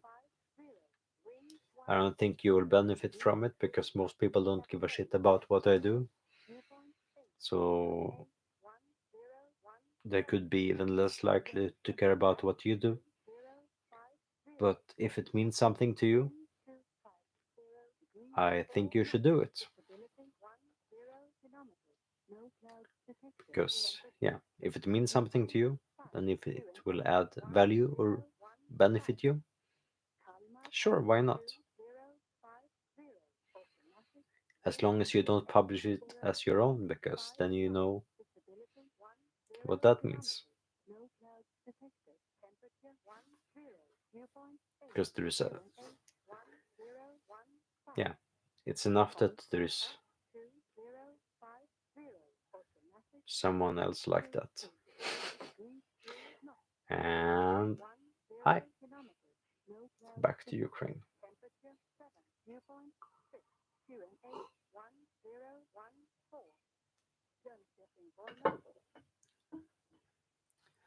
Um, well, I'm a bit of a nerd when it comes to alcohol, so I haven't really made a lot of discoveries over the years through drinking, but it opens up things. It's most of it is of course connected to Belgium, because that really opened up my senses the first times that I was there.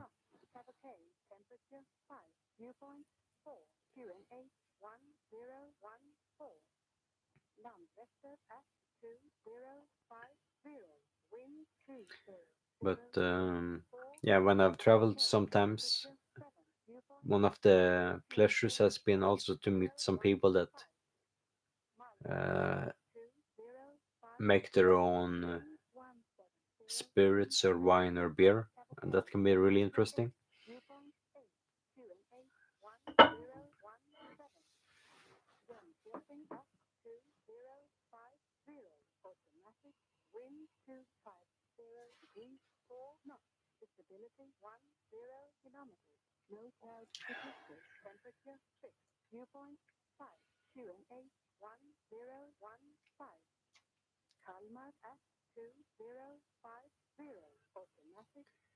But I'm thinking, because I know that there's been some discoveries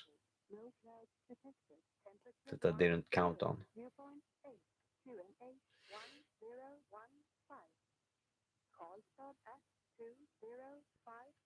So of course, they were more relevant to that time than now. Usually, it's like local beers is something that I enjoy a lot.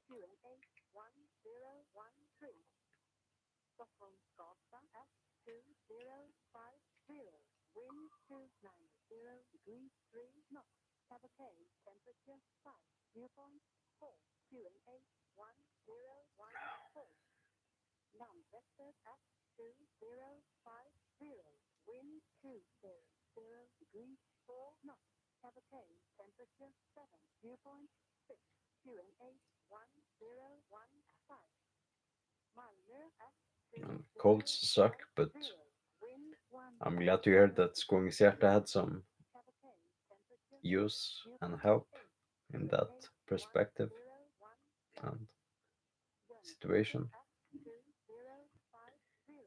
Because Skångens Hjärta is a good tool for meditation, especially without a cold. It's even better.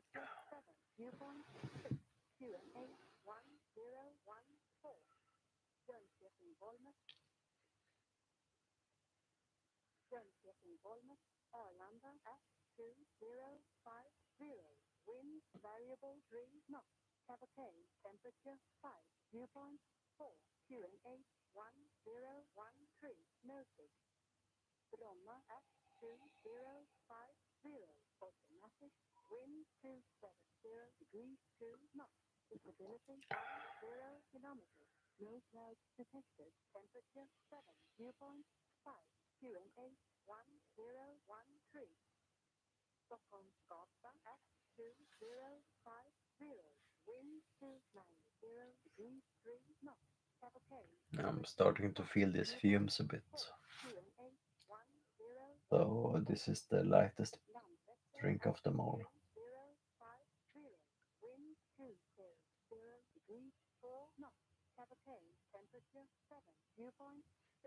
After all, I've been awake since 6 in the morning and I'm getting up at 6 again, so. But yeah, I'm not going to take a nap this time.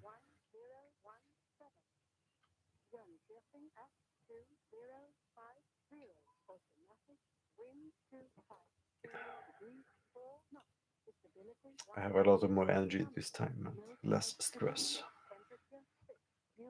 which helps.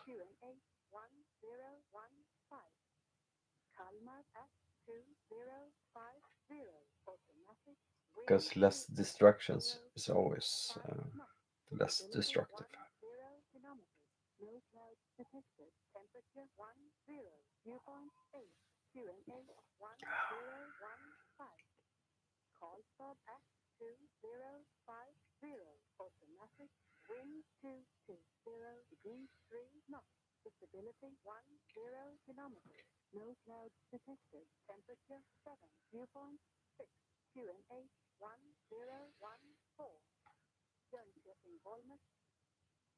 Yeah, this cider is underwhelming. And I had planned to order a couple of more ciders just to make a stream in spite of someone saying that they had a terrible time with cider. So I was going to make myself have a good time with cider. But of all of the ciders I could find in this country, most of them were not available, like they were sold out or not available to order in my region because they have stupid rules about it. So I could only get this one, and it's not bad. It's just generic. It's like drinking like just a normal beer, except it's made of apples.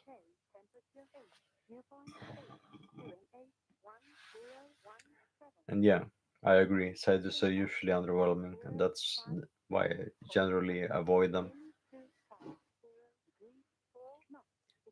As I said, the only reason why I got this was out of spite, because to me that's amusing, and it's in my nature. If someone tells me to not do something, that just inspires me.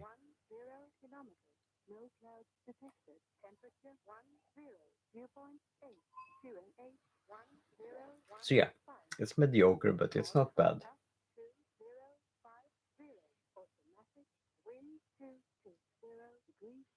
I've had better.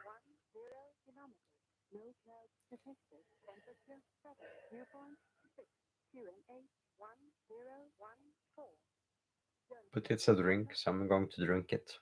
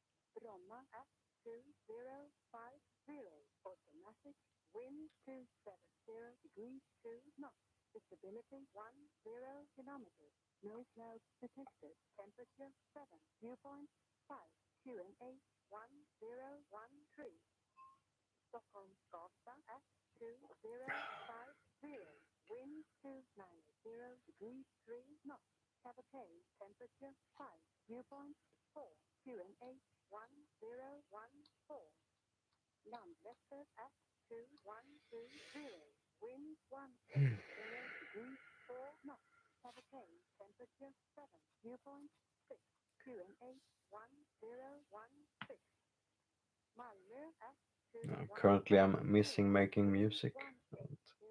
It would have been nice to have a speaker to compose and perform something, but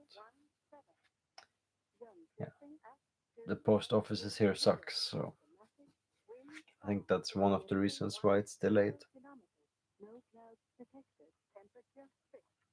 But as we said before, next time there will be something else or more.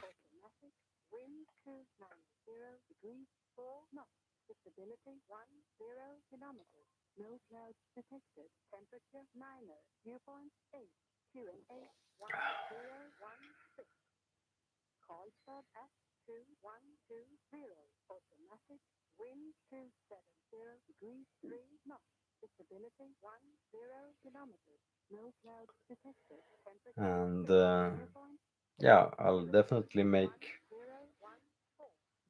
streams where I perform on different instruments in the future, but right now my guitar is at my place,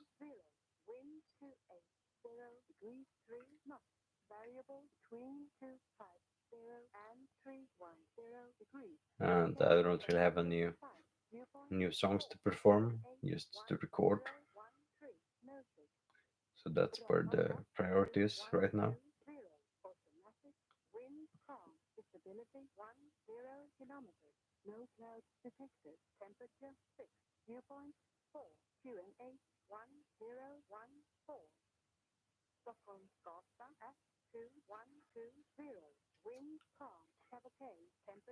And as for recording vocals while being sober or intoxicated,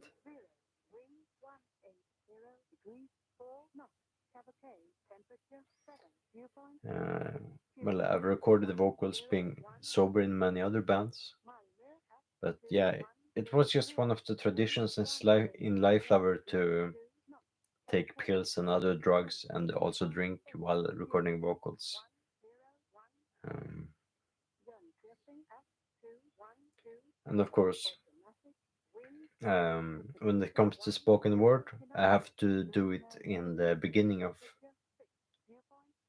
the rush, because if I'm too drunk, I would slur, and that will make the spoken word become less dark, deep, or poetic.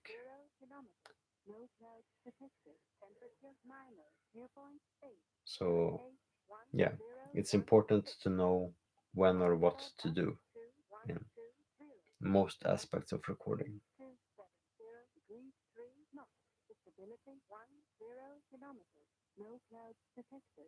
And I'm not sure how you pronounce it depending on what country you're from, but I'll just say cheers or skål to Facundo. And I've never tried to get them in with or without recording. I've been offered it many times, but I haven't been in the right mindset or mood to try it. But it's planned for the future, definitely.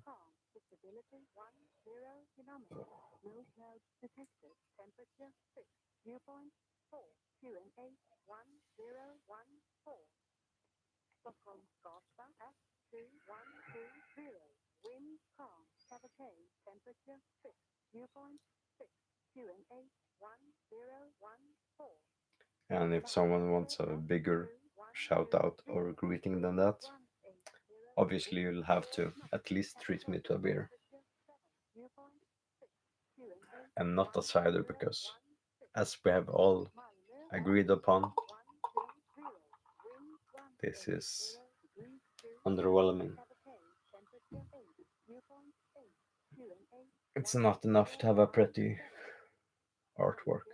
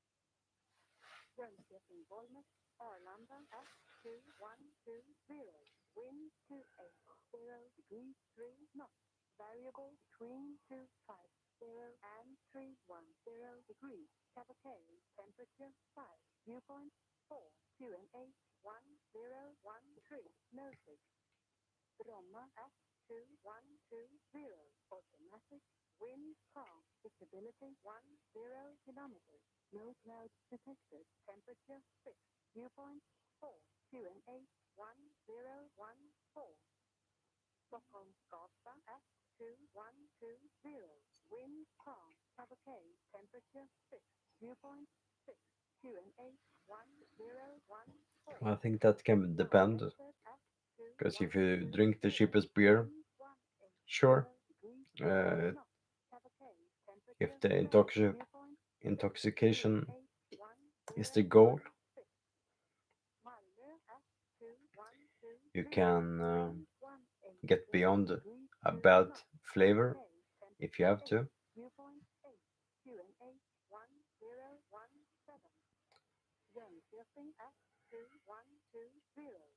But usually it's worth spending a little extra to have a better flavor if it's something you're going to do as an example for all of a whole day.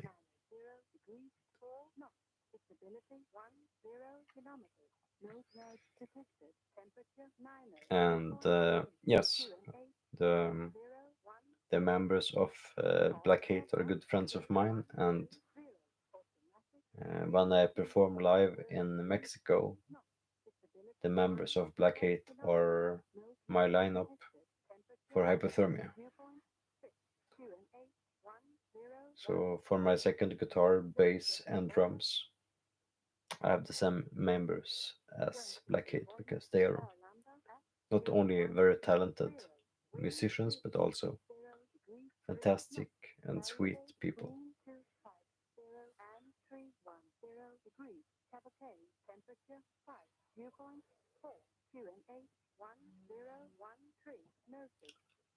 As for how it is to record in a more professional environment,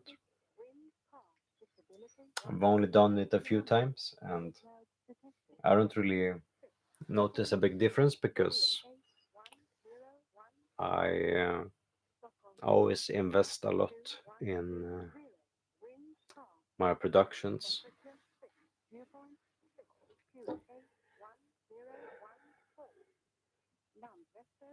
But of course, it adds some pressure. Like if you spend several thousand euros on something, you will be extra focused, at least for that time.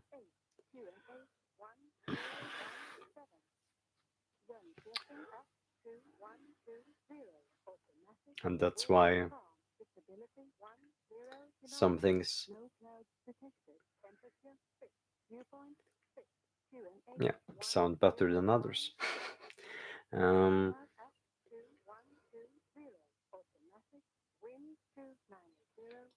but generally, you can do as good from home than in a studio or a professional environment. It's all about uh, how you approach it. Like if you know all the tricks, you can do it yourself, but you need to learn the tricks first. Like that's half of the part of the payment that someone else is doing it for you. As for what I think of Christians, mm,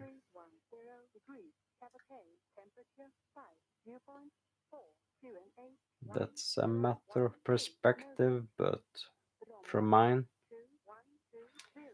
nothing good.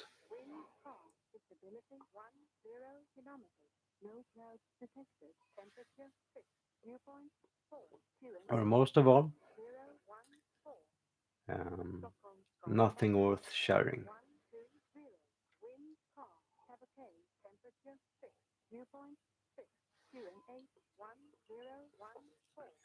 This drink is making me needing to make space for something else, so I'll be right back.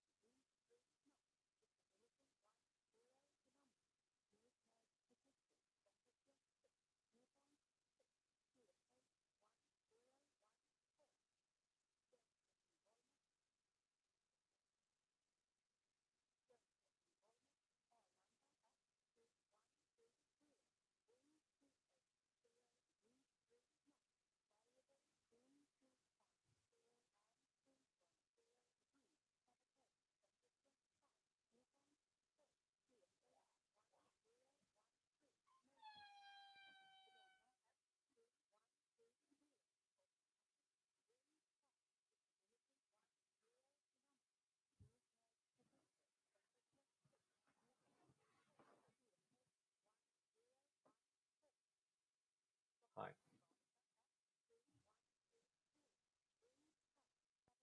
Yeah, there's plenty of both forest and nature here.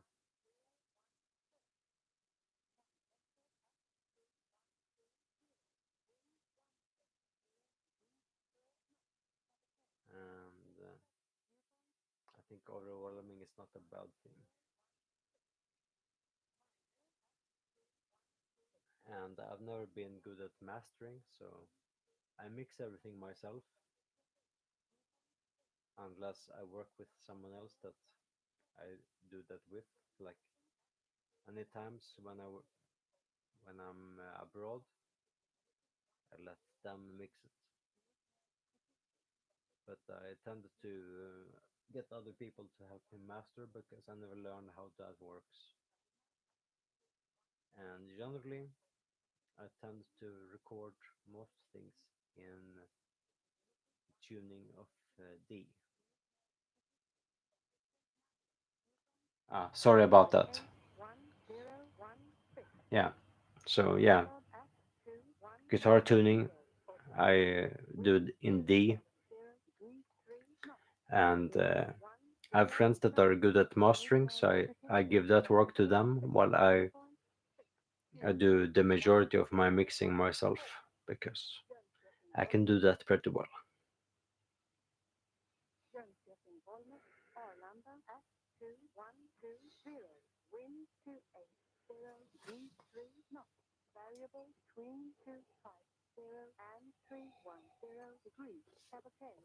Yeah, audio should be higher now because the door is loud here, so I lowered it to walk. And after a few drinks, sometimes my mind is clouded. It should be better now.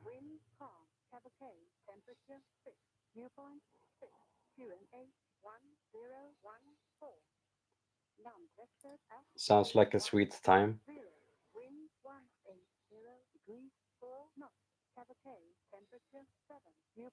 You should try to find some good mushrooms.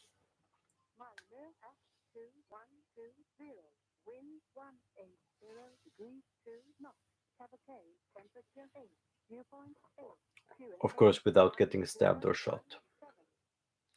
That's more important to avoid that, obviously.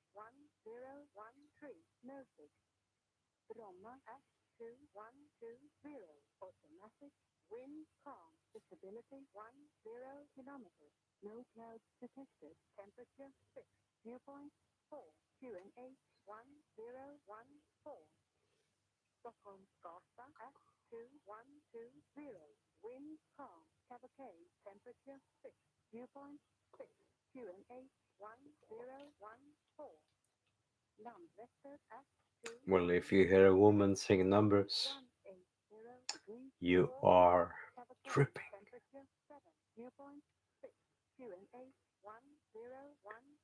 That's just a figment of your imagination.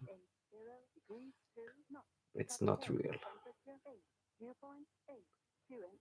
You're in a state of psychosis.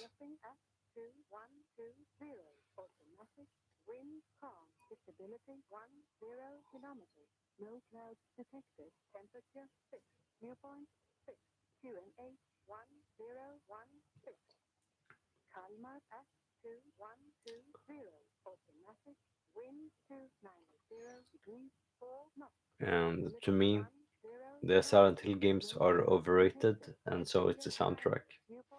I don't mind it, I understand the allure of it.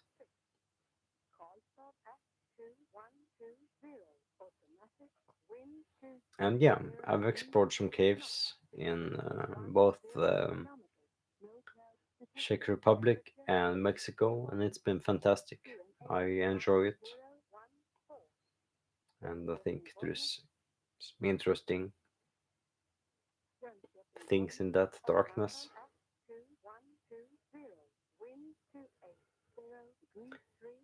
As for my favorite, I'm not sure. I currently don't have one.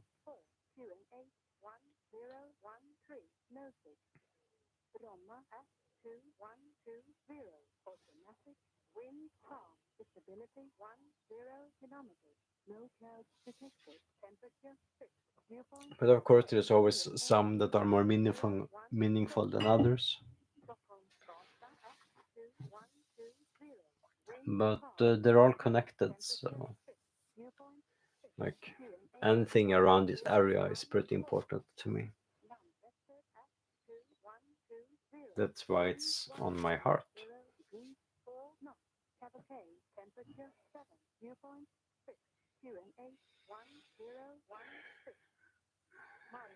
But of course, this is important too. So is this, and these ones. There will be there will be more in the future.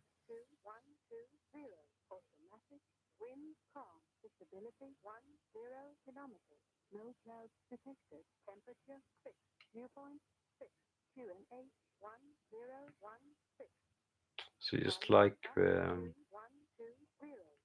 with my songs and albums, my favorites are the ones that haven't happened yet.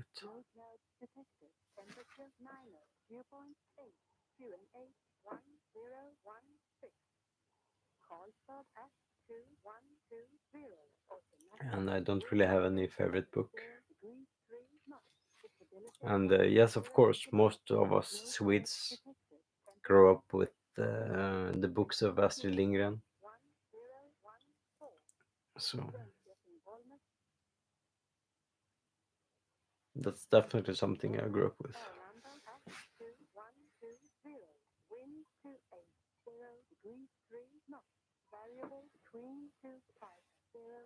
Especially coming from this area.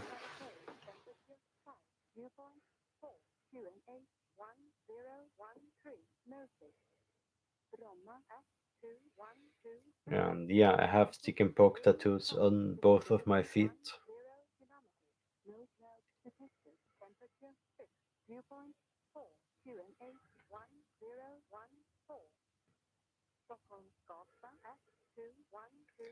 And they took about 4 hours each.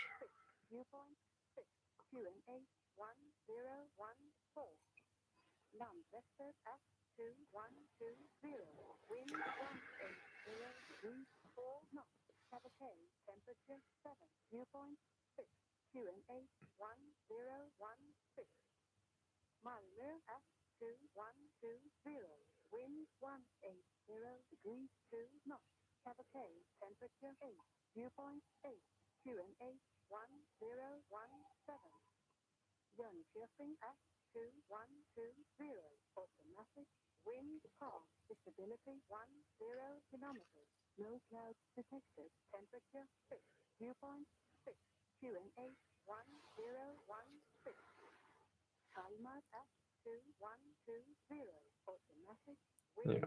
I have a couple of cats in Nangijala, so I'll see if I'll meet them or not.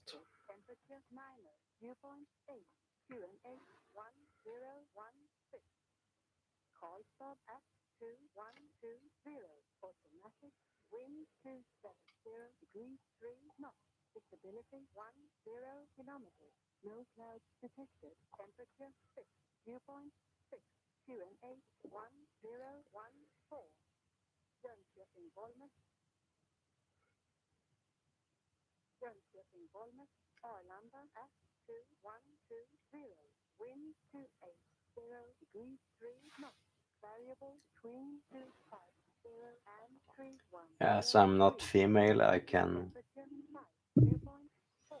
maybe be a bit more expressive without it turning into something online. So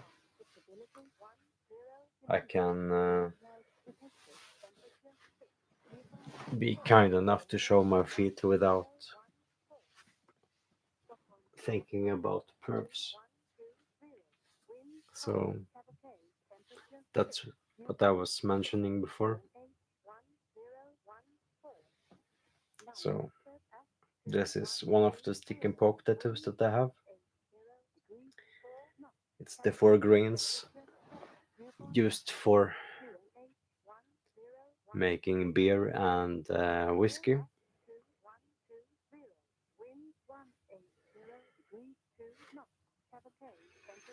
And yeah, even if there's perfs in this chat, they are more than welcome.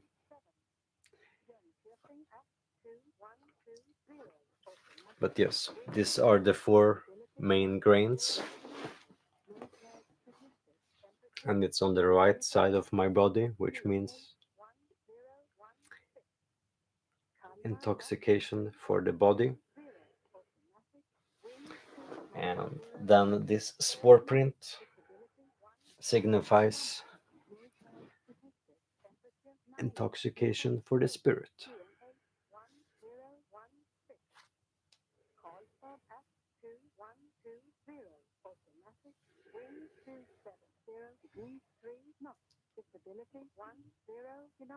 Yeah, suddenly it's if you disappear a while and return, it's always soft core.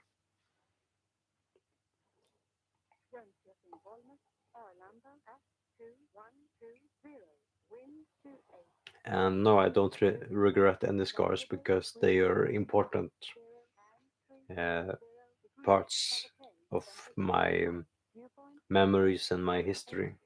They all of them have taught me something.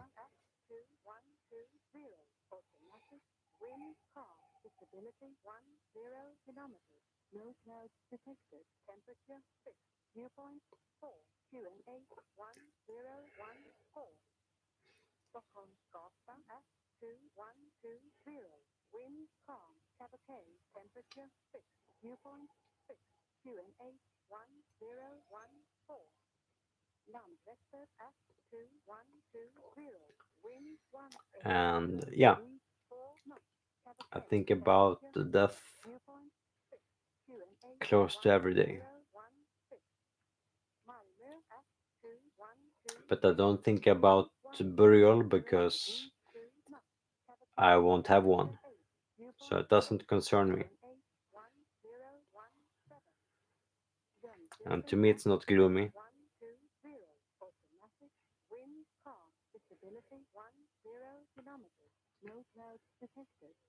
Not just matter of fact and part of life.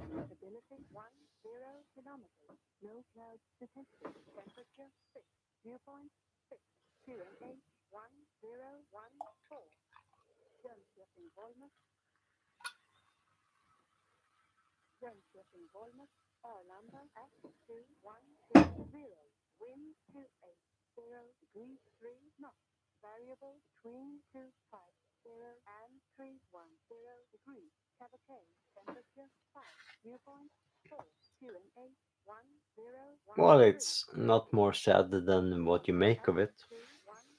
It's sad for the people that neglect it, but for the others, nah. If you can't value it, you simply won't. And hi.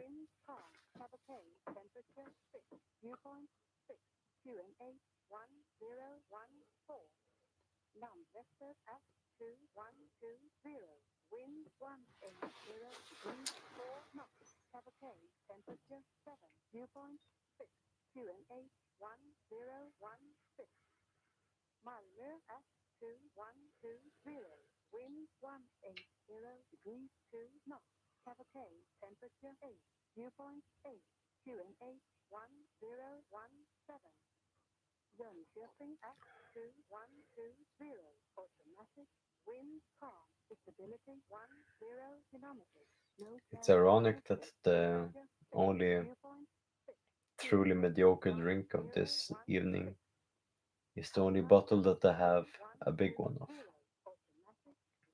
Of course, I have a big bottle of the first drink I have too, and I chose to have a small one.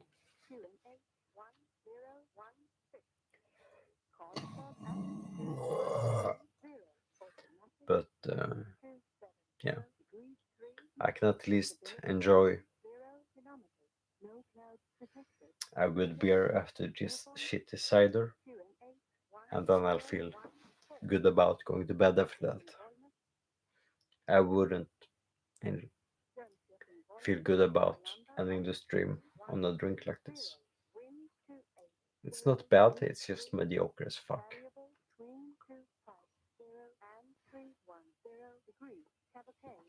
And unfortunately, I don't have any favorite Finnish beers because I've only had a few and I don't even know the names of them.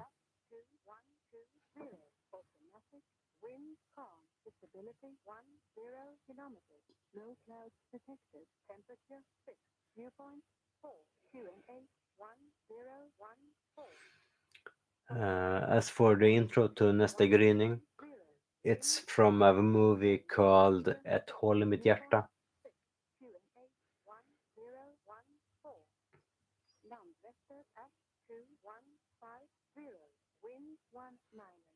Or in English, it's from a movie called A Hole in My Heart. I don't know if there's an English title for it or not. It's just a weird and silly movie.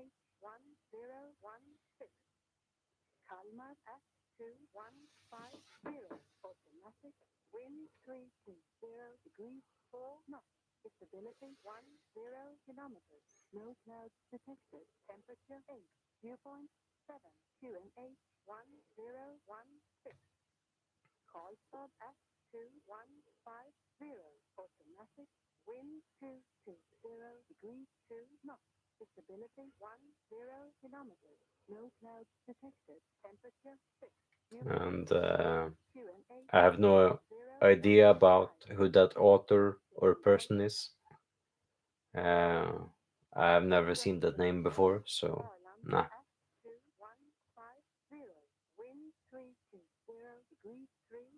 And yeah, I agree. That movie is just silly. But there's some fun quotes in it, and that's why we used it in Life Lover, because it's silly.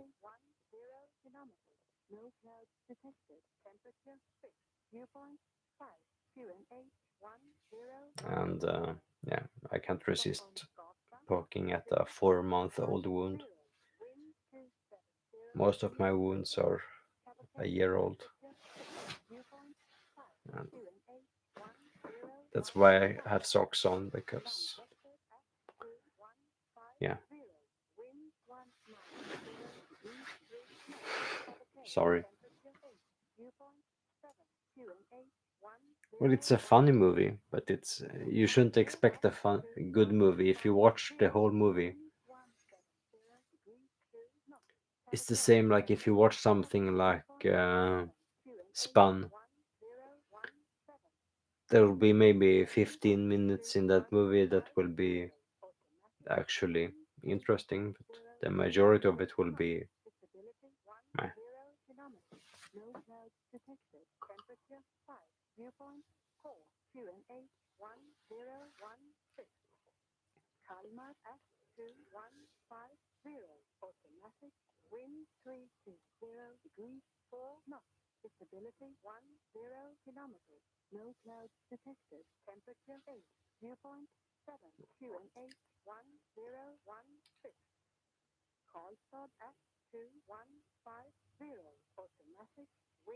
Well, I just heard someone park their car outside of this building, so we'll see if the alarm goes off or not.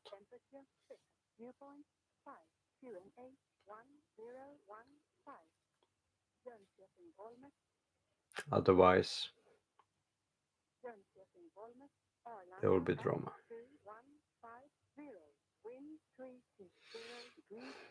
And I can't think of any good way to communicate with me. But thank you. I appreciate your message.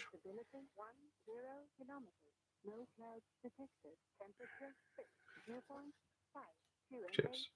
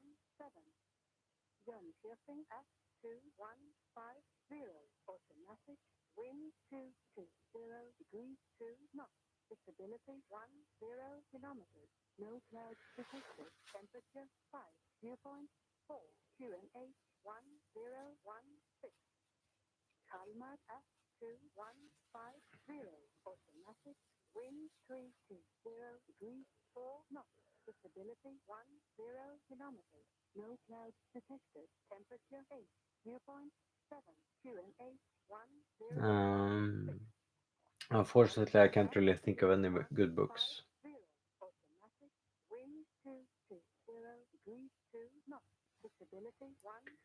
And when it comes to bassists on my recordings, uh, in general, uh, we didn't use any. Like many of my albums are without bass, um, or I compose chords that sounds like there's bass on it. But otherwise, uh, I have friends that are good at bass, so they perform it for me. Or I waited until I found someone good enough that I wanted them to be on my record. Fortunately for me, I know some of the best bassists in the whole community, so they're in my bands.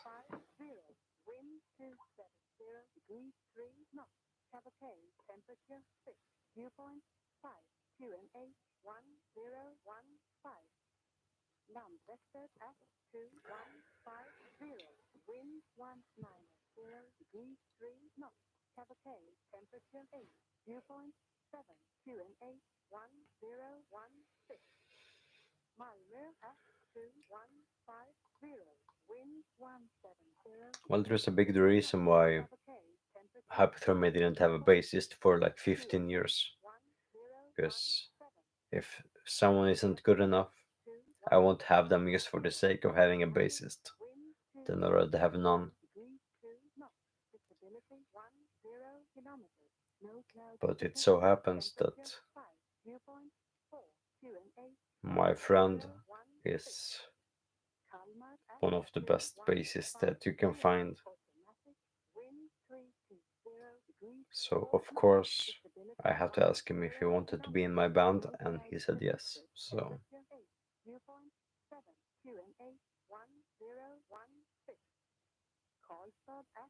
That's how that happens.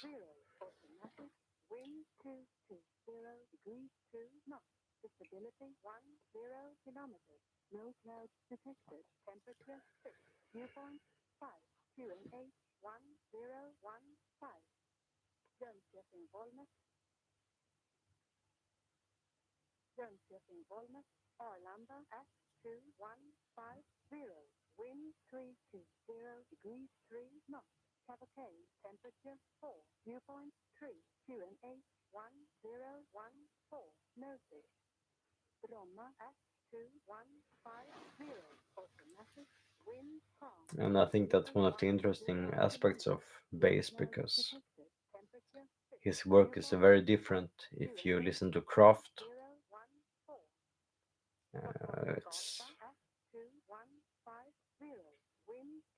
it's very different, and also Old Shining is very different, and Hypothermia is different.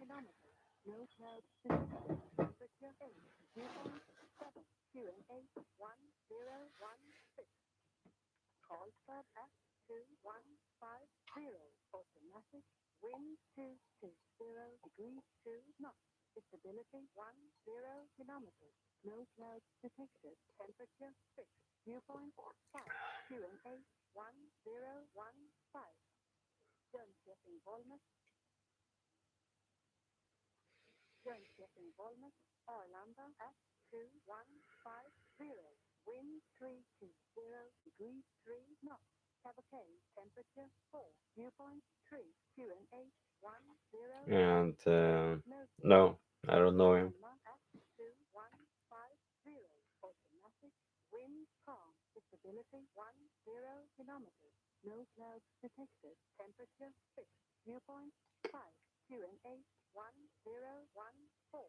I have some cassette from a long time ago, but I never listened to it. So I've honestly never heard it.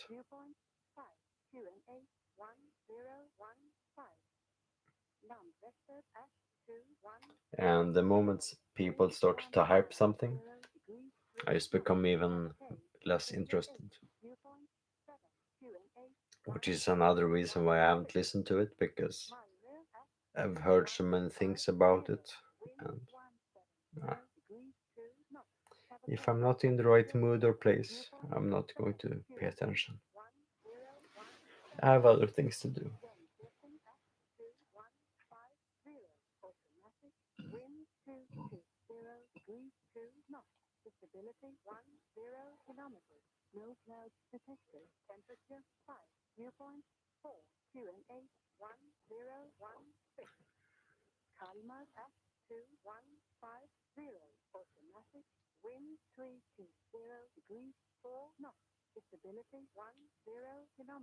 Listen to would be both over and understatement because to me it's not really listenable because you hear it here and it goes through here. To me, it's so completely uninteresting that I can't even remember when I've heard it. I know that I have heard it and I know that I've met him, but anything connected to that project has been so completely uninteresting to me that I can't say anything about it. And hi.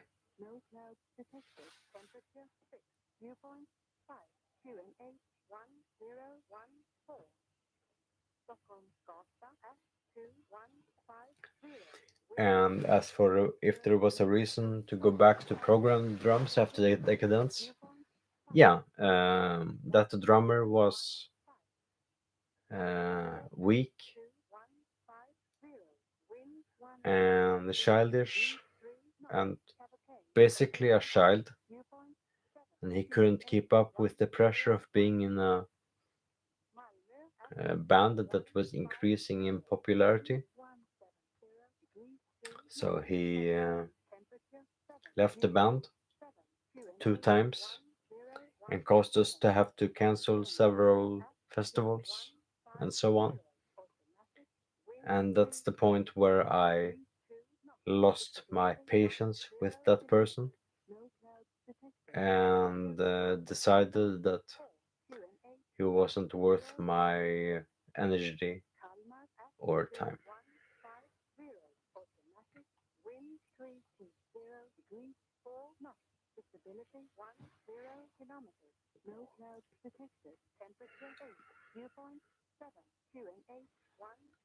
And that's why.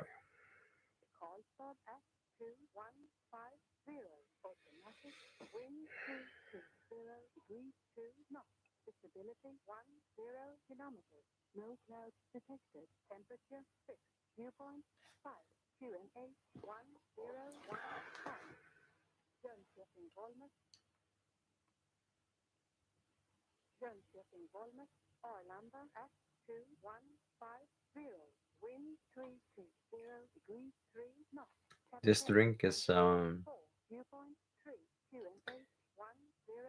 mediocre cider from a small producer in Sweden.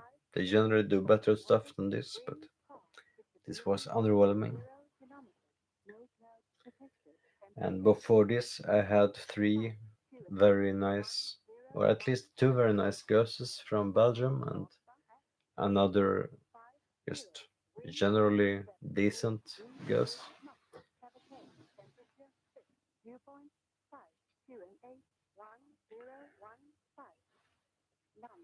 Before that, I had just a few light beers just to get in the right mood and mindset.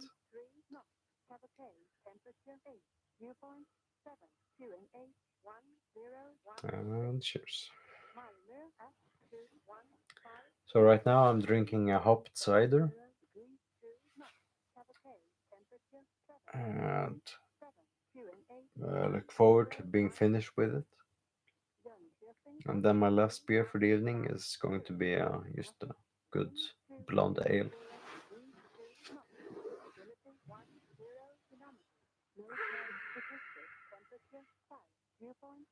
Then I'll have some rest and get back to work.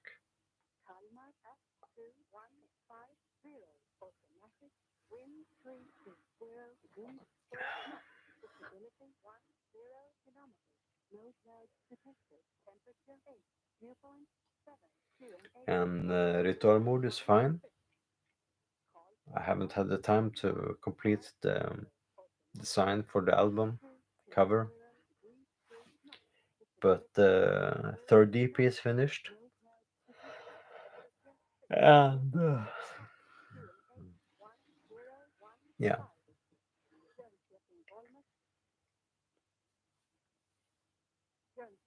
I have songs ready for the fourth and fifth, and we're meeting in the next 3 weeks to record some videos.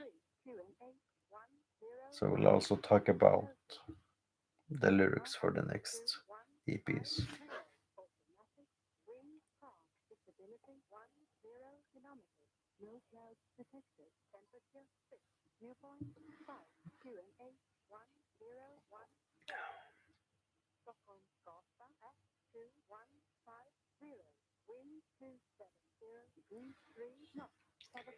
And as for a physical release of Ritual Mode, maybe in the future, but so far we're just focusing on recording and releasing music,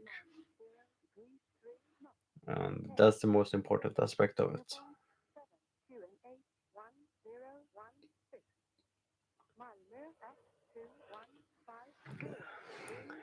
Listening to music and dancing sounds like a good time, so you are most definitely very welcome. And I'm fine, thanks. Starting to get a bit intoxicated.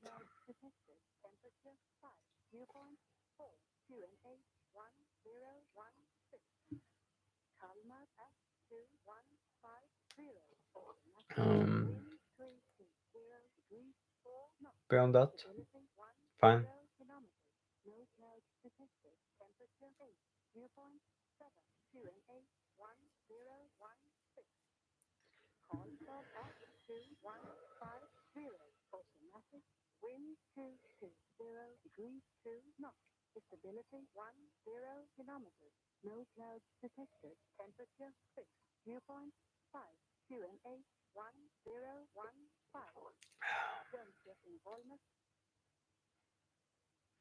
Yeah, the only reason why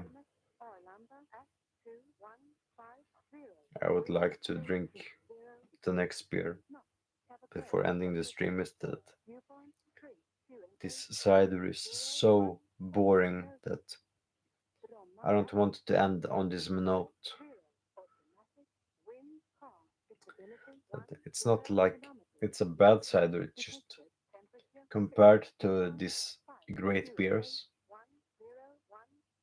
the difference is too big. Because the beers are fantastic and the cider is decent.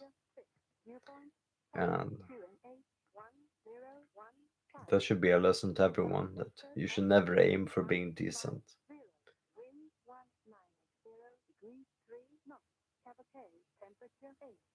You should be fantastic or wonderful.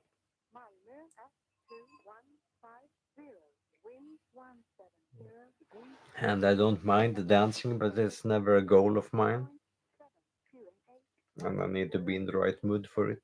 So generally not.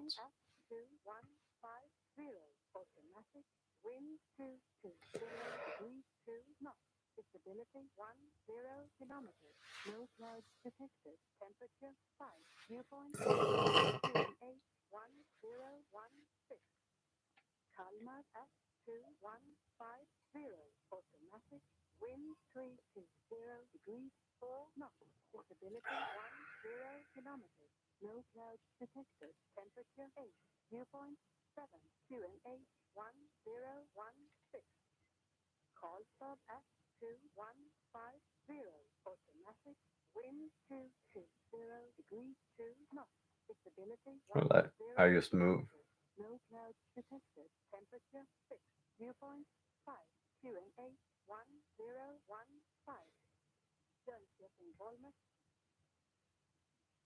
But I think Dark Souls is too complicated for me. But I have friends that are good at it, so we'll see what happens about that.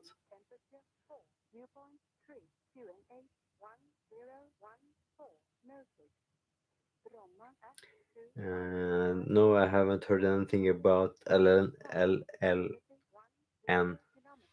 the past decade, and I don't really think about anything about dungeon synth bullshit. That's a weird new label they made, and I've never listened to it because, as always, I have thoughts and ideas, and I don't want to be interfered with because I have other ideas, and I'm not interested in what other people do. I just know what I want to do, and I'm focusing on that. And I haven't listened to ABBA either.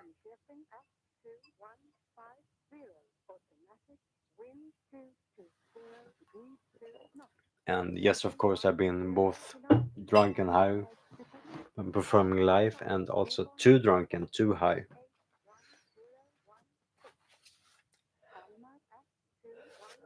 Unfortunately.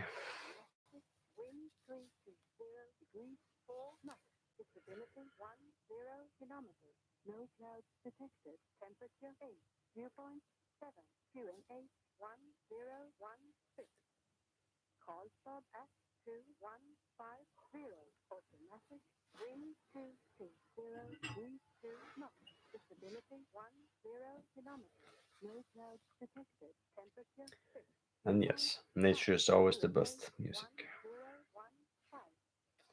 especially silence.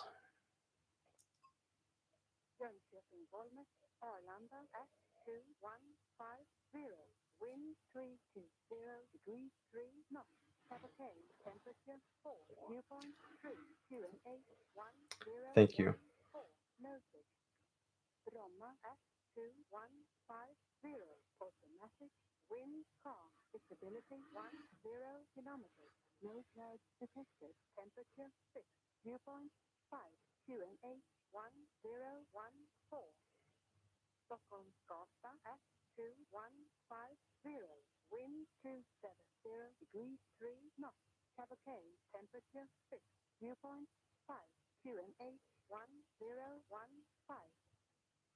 As for if it's possible to change alcohol to other substances, that's very abstract. So I'm not sure what you mean.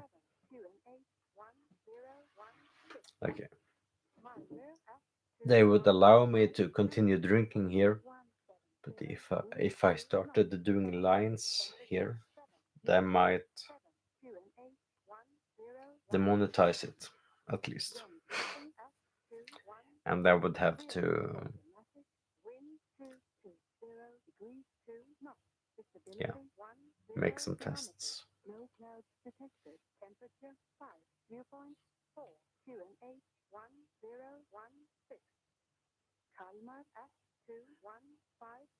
And yeah, I definitely remember my first times performing live,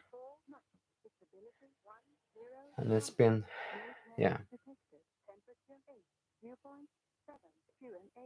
nothing I can talk too much about. It's not worth talking about.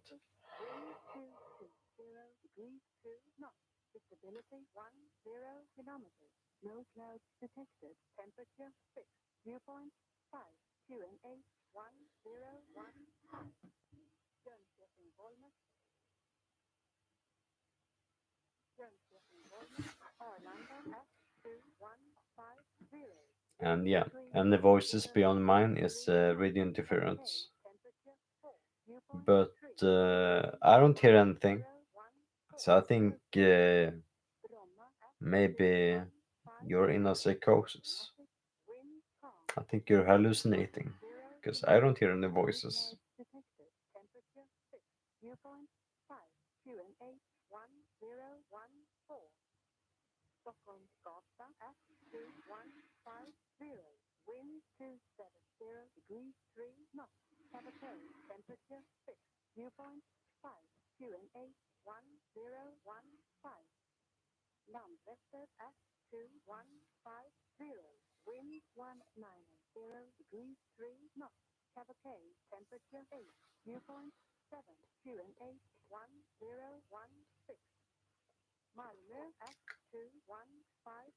Nah.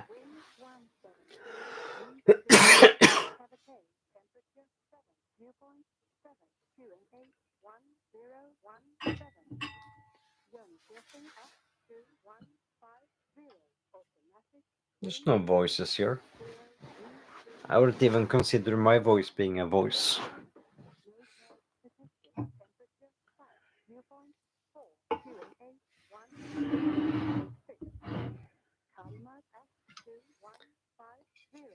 So,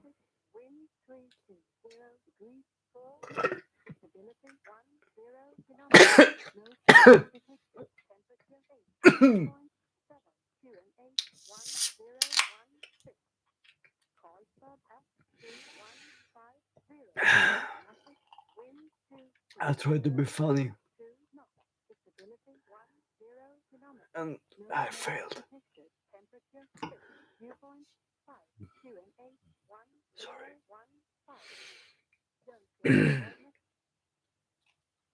Ah,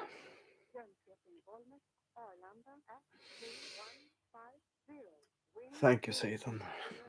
Ah.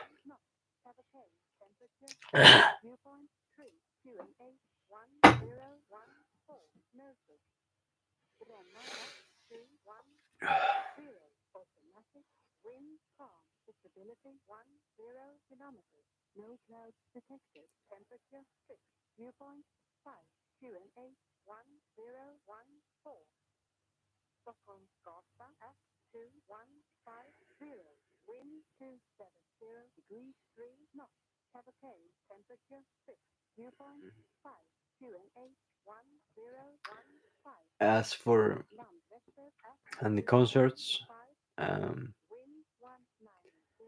yeah, I have plans, but I don't think I'll be able to go anywhere outside of Sweden this year.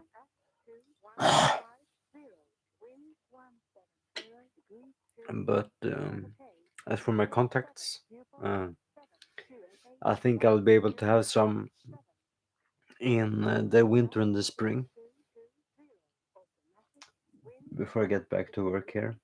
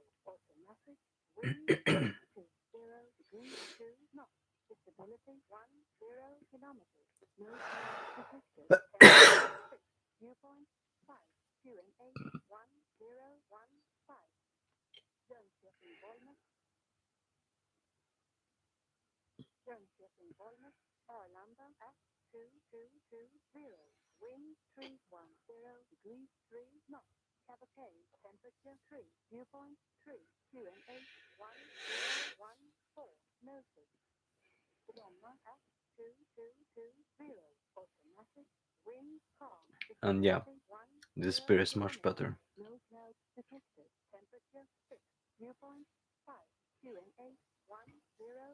And it's a Swedish brewery, so I'm sorry that it's harder for other people to find it.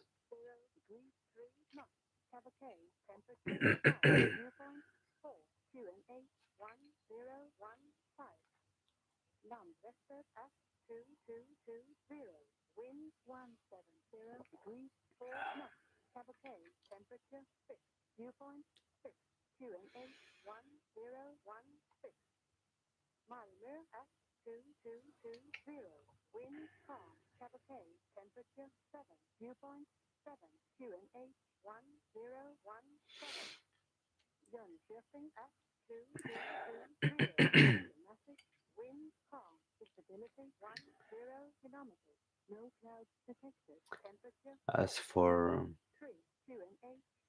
why I decided to cut myself the first time,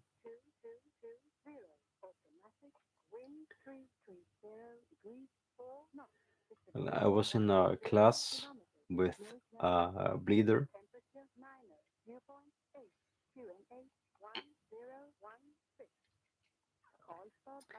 In other words,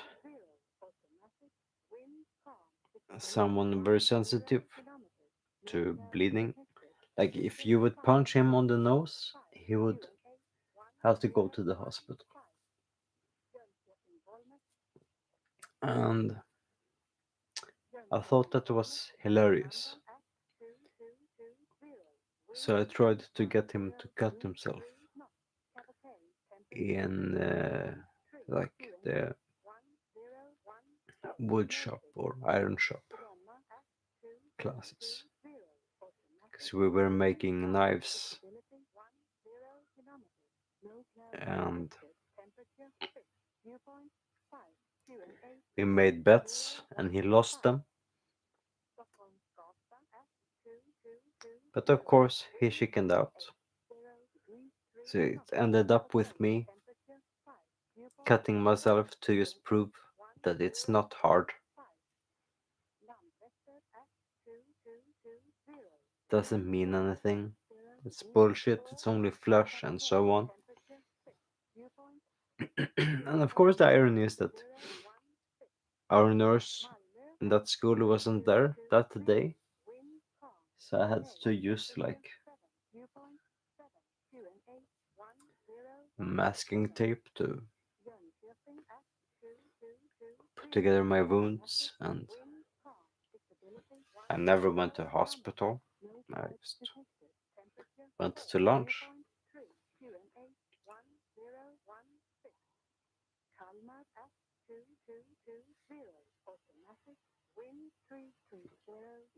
So in other words,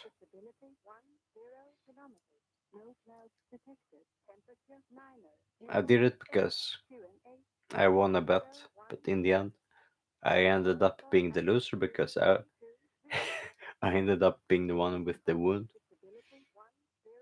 And then after that, it was like a hobby just to distract myself from boredom.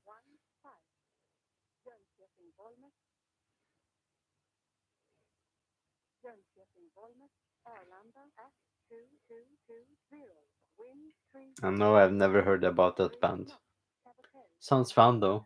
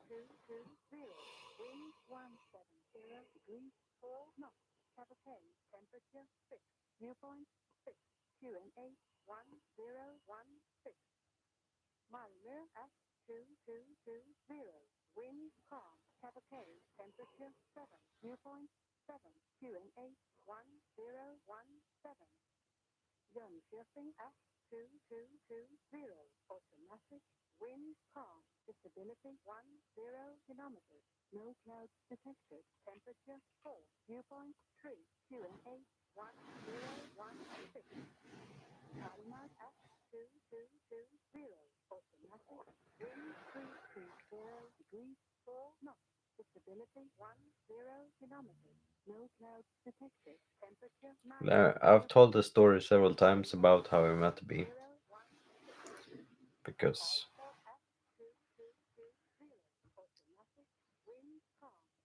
in the beginning he and I started talking through email because he was a fan of hypothermia and I had a record label and he wanted me to release his demos and albums of his own band called Dim Hymn.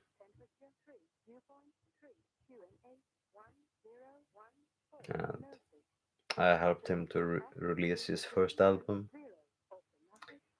and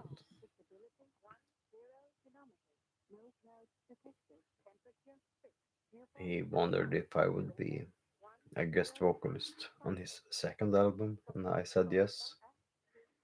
So that's when we decided to meet for the first time, about a year after having contact with each other through mail. And from the first time of meeting him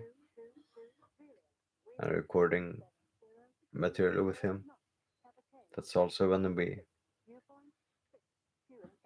created Life Lover.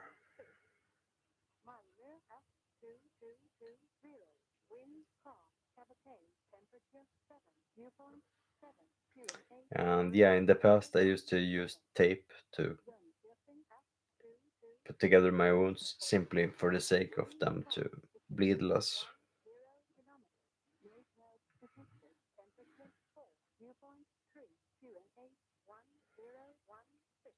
But generally, I don't really use anything because I don't give a shit about how my flesh looks like. If someone judges me from the appearance of my skin, they don't deserve my time anyway, so fuck them. If they are worth of my time, they won't judge me for something as shallow as that. They will judge me based on my actions and words. As for my appearance, well, that's just genetics. I can't do much about that, and I can't really give an advice on that either, fortunately. And I don't have any favorite memories. There's too many.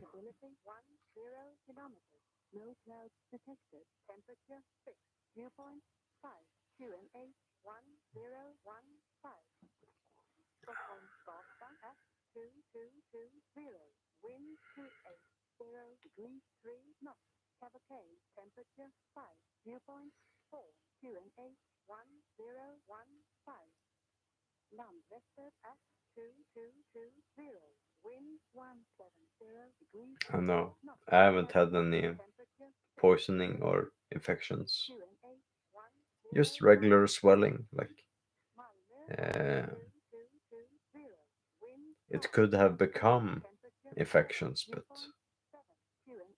I made sure to clean myself well, so I never had any infections.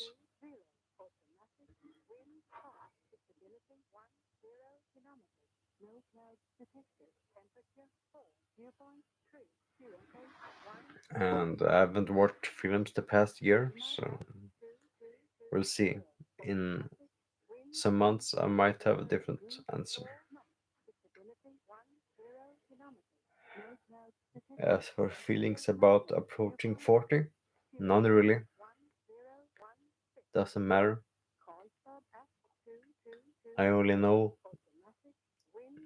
my goals for the next few releases, and that's what I put priority in or on.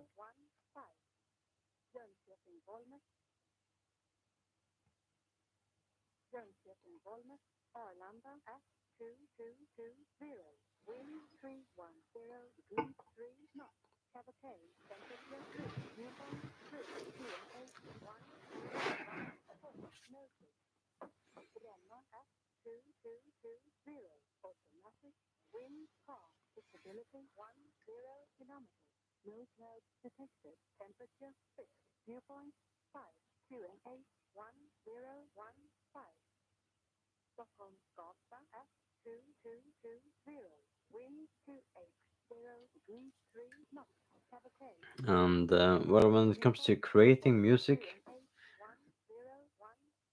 it's not the music aspect that is important to me, but the aspect of creating. Then you can call it whatever you want. But I just know that there are concepts and sounds and albums that I have that are not yet released or recorded, and I just know that I wouldn't be able to move on before that is shared in this world.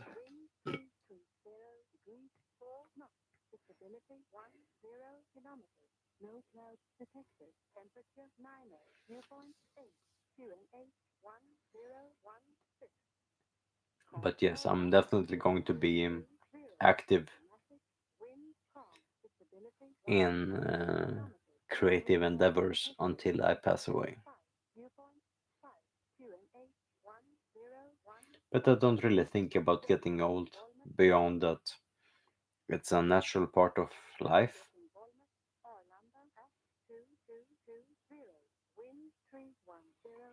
and I focus on achieving goals, not the rest of it.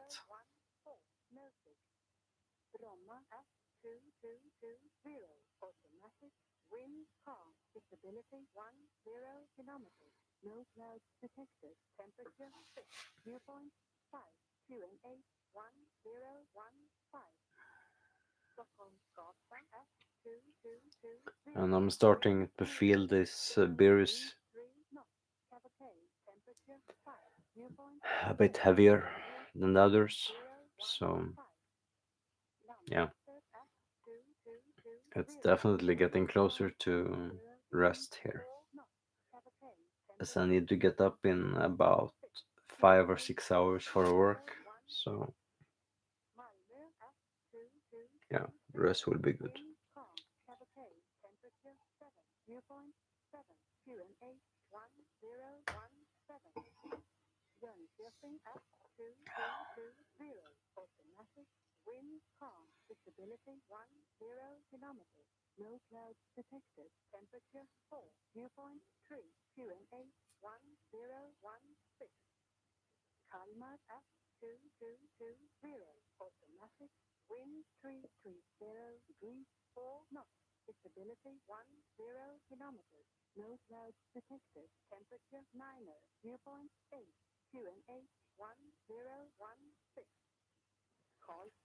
Maybe.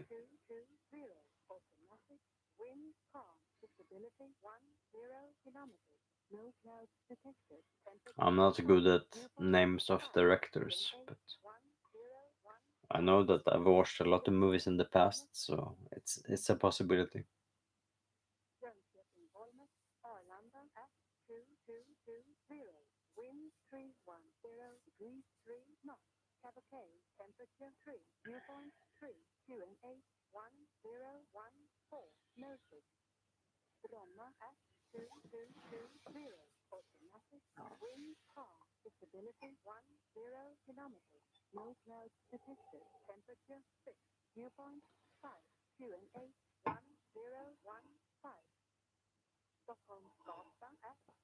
And to me, Bergman is overrated, but I understand the importance of his work, and I'm not against it. It's just it's not for me.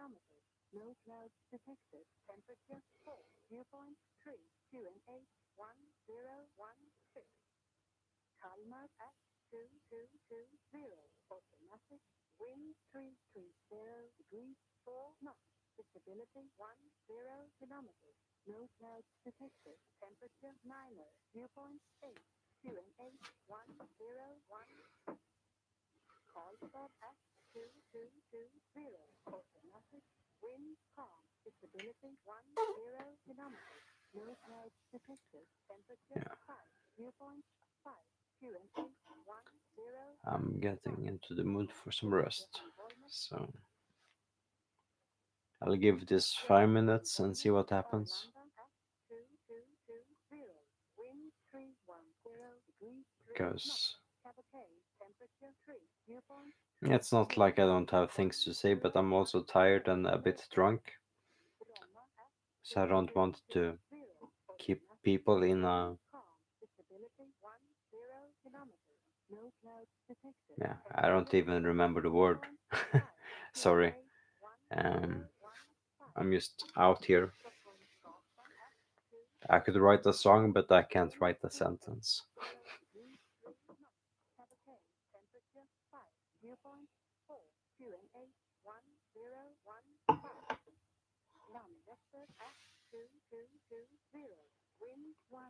And no, I don't listen to music at work. It's either complete silence and the hum of the machines, or there is a TV in the kitchen, so sometimes the other people watch stuff, but to me it's just boring.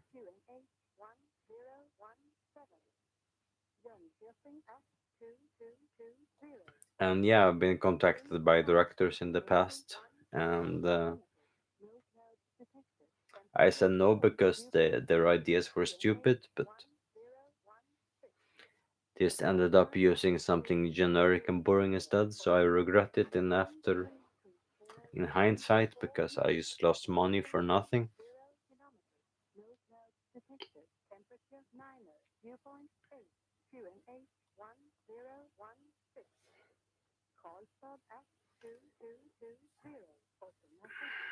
But it's something you can't control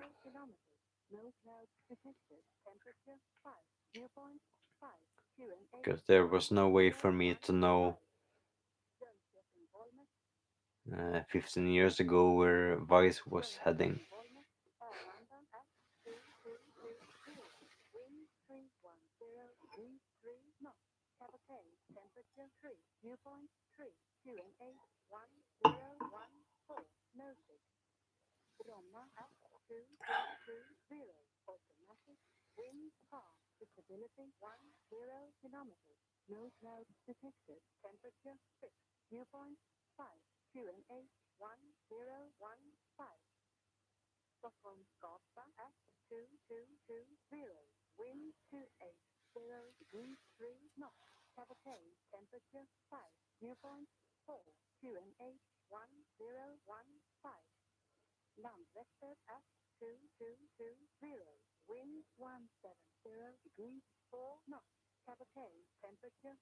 It depends.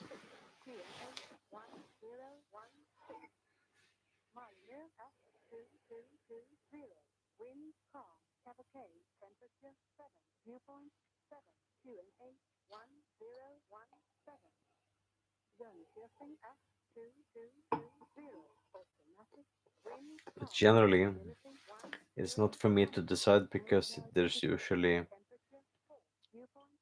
a record label involved and they don't do free.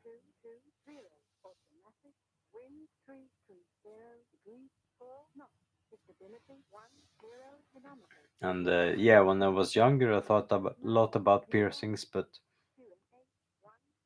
as time went by, I just got less and less interest because they're very momentary. And to me, also the symbolism is very limited, while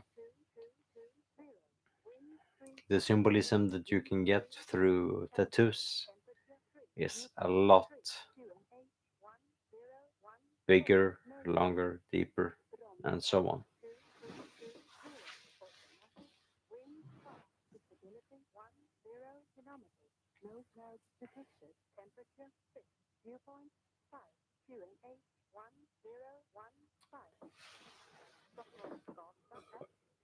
Well,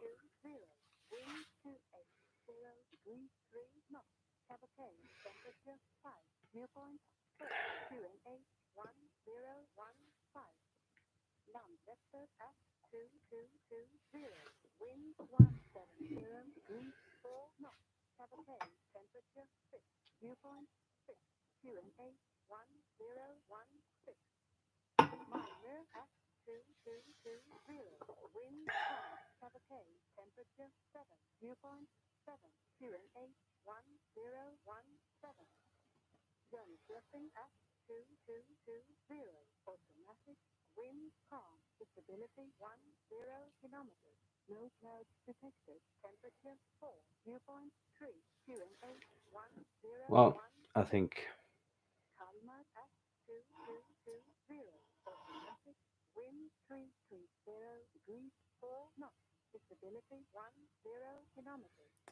I think this is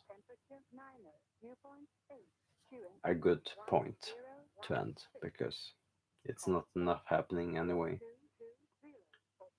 And I don't know what you mean about looking tired when going to bed. 'Cause I don't feel like I look tired. I might, I may sound tired because I am. Though I'm not tired enough to go to bed, but I know that I need to because I have a work day soon. So there's as always many perspectives to the same thing. And the lateral is on the floor because it was boring me.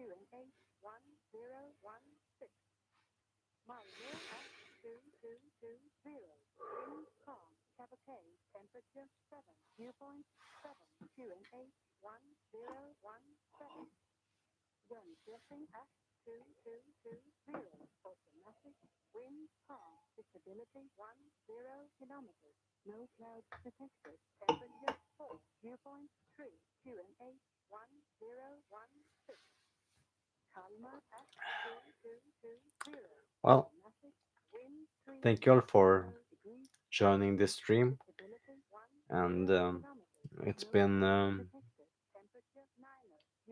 generally a good time, and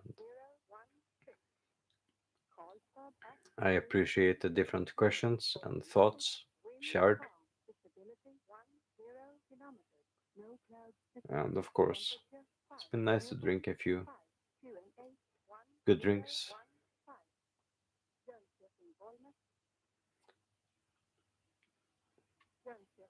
and yeah, I don't remember my schedule right now, but yeah, if I'm not back next week, I will be back the weekend after that.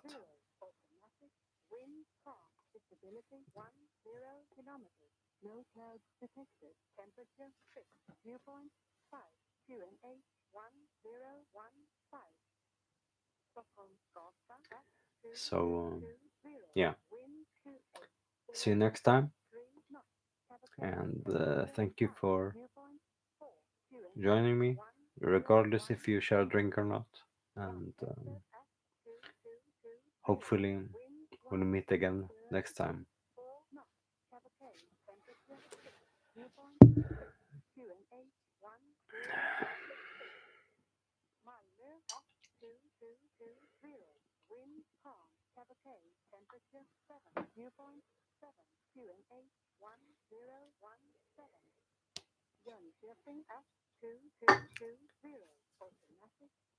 Good night, and see you next time.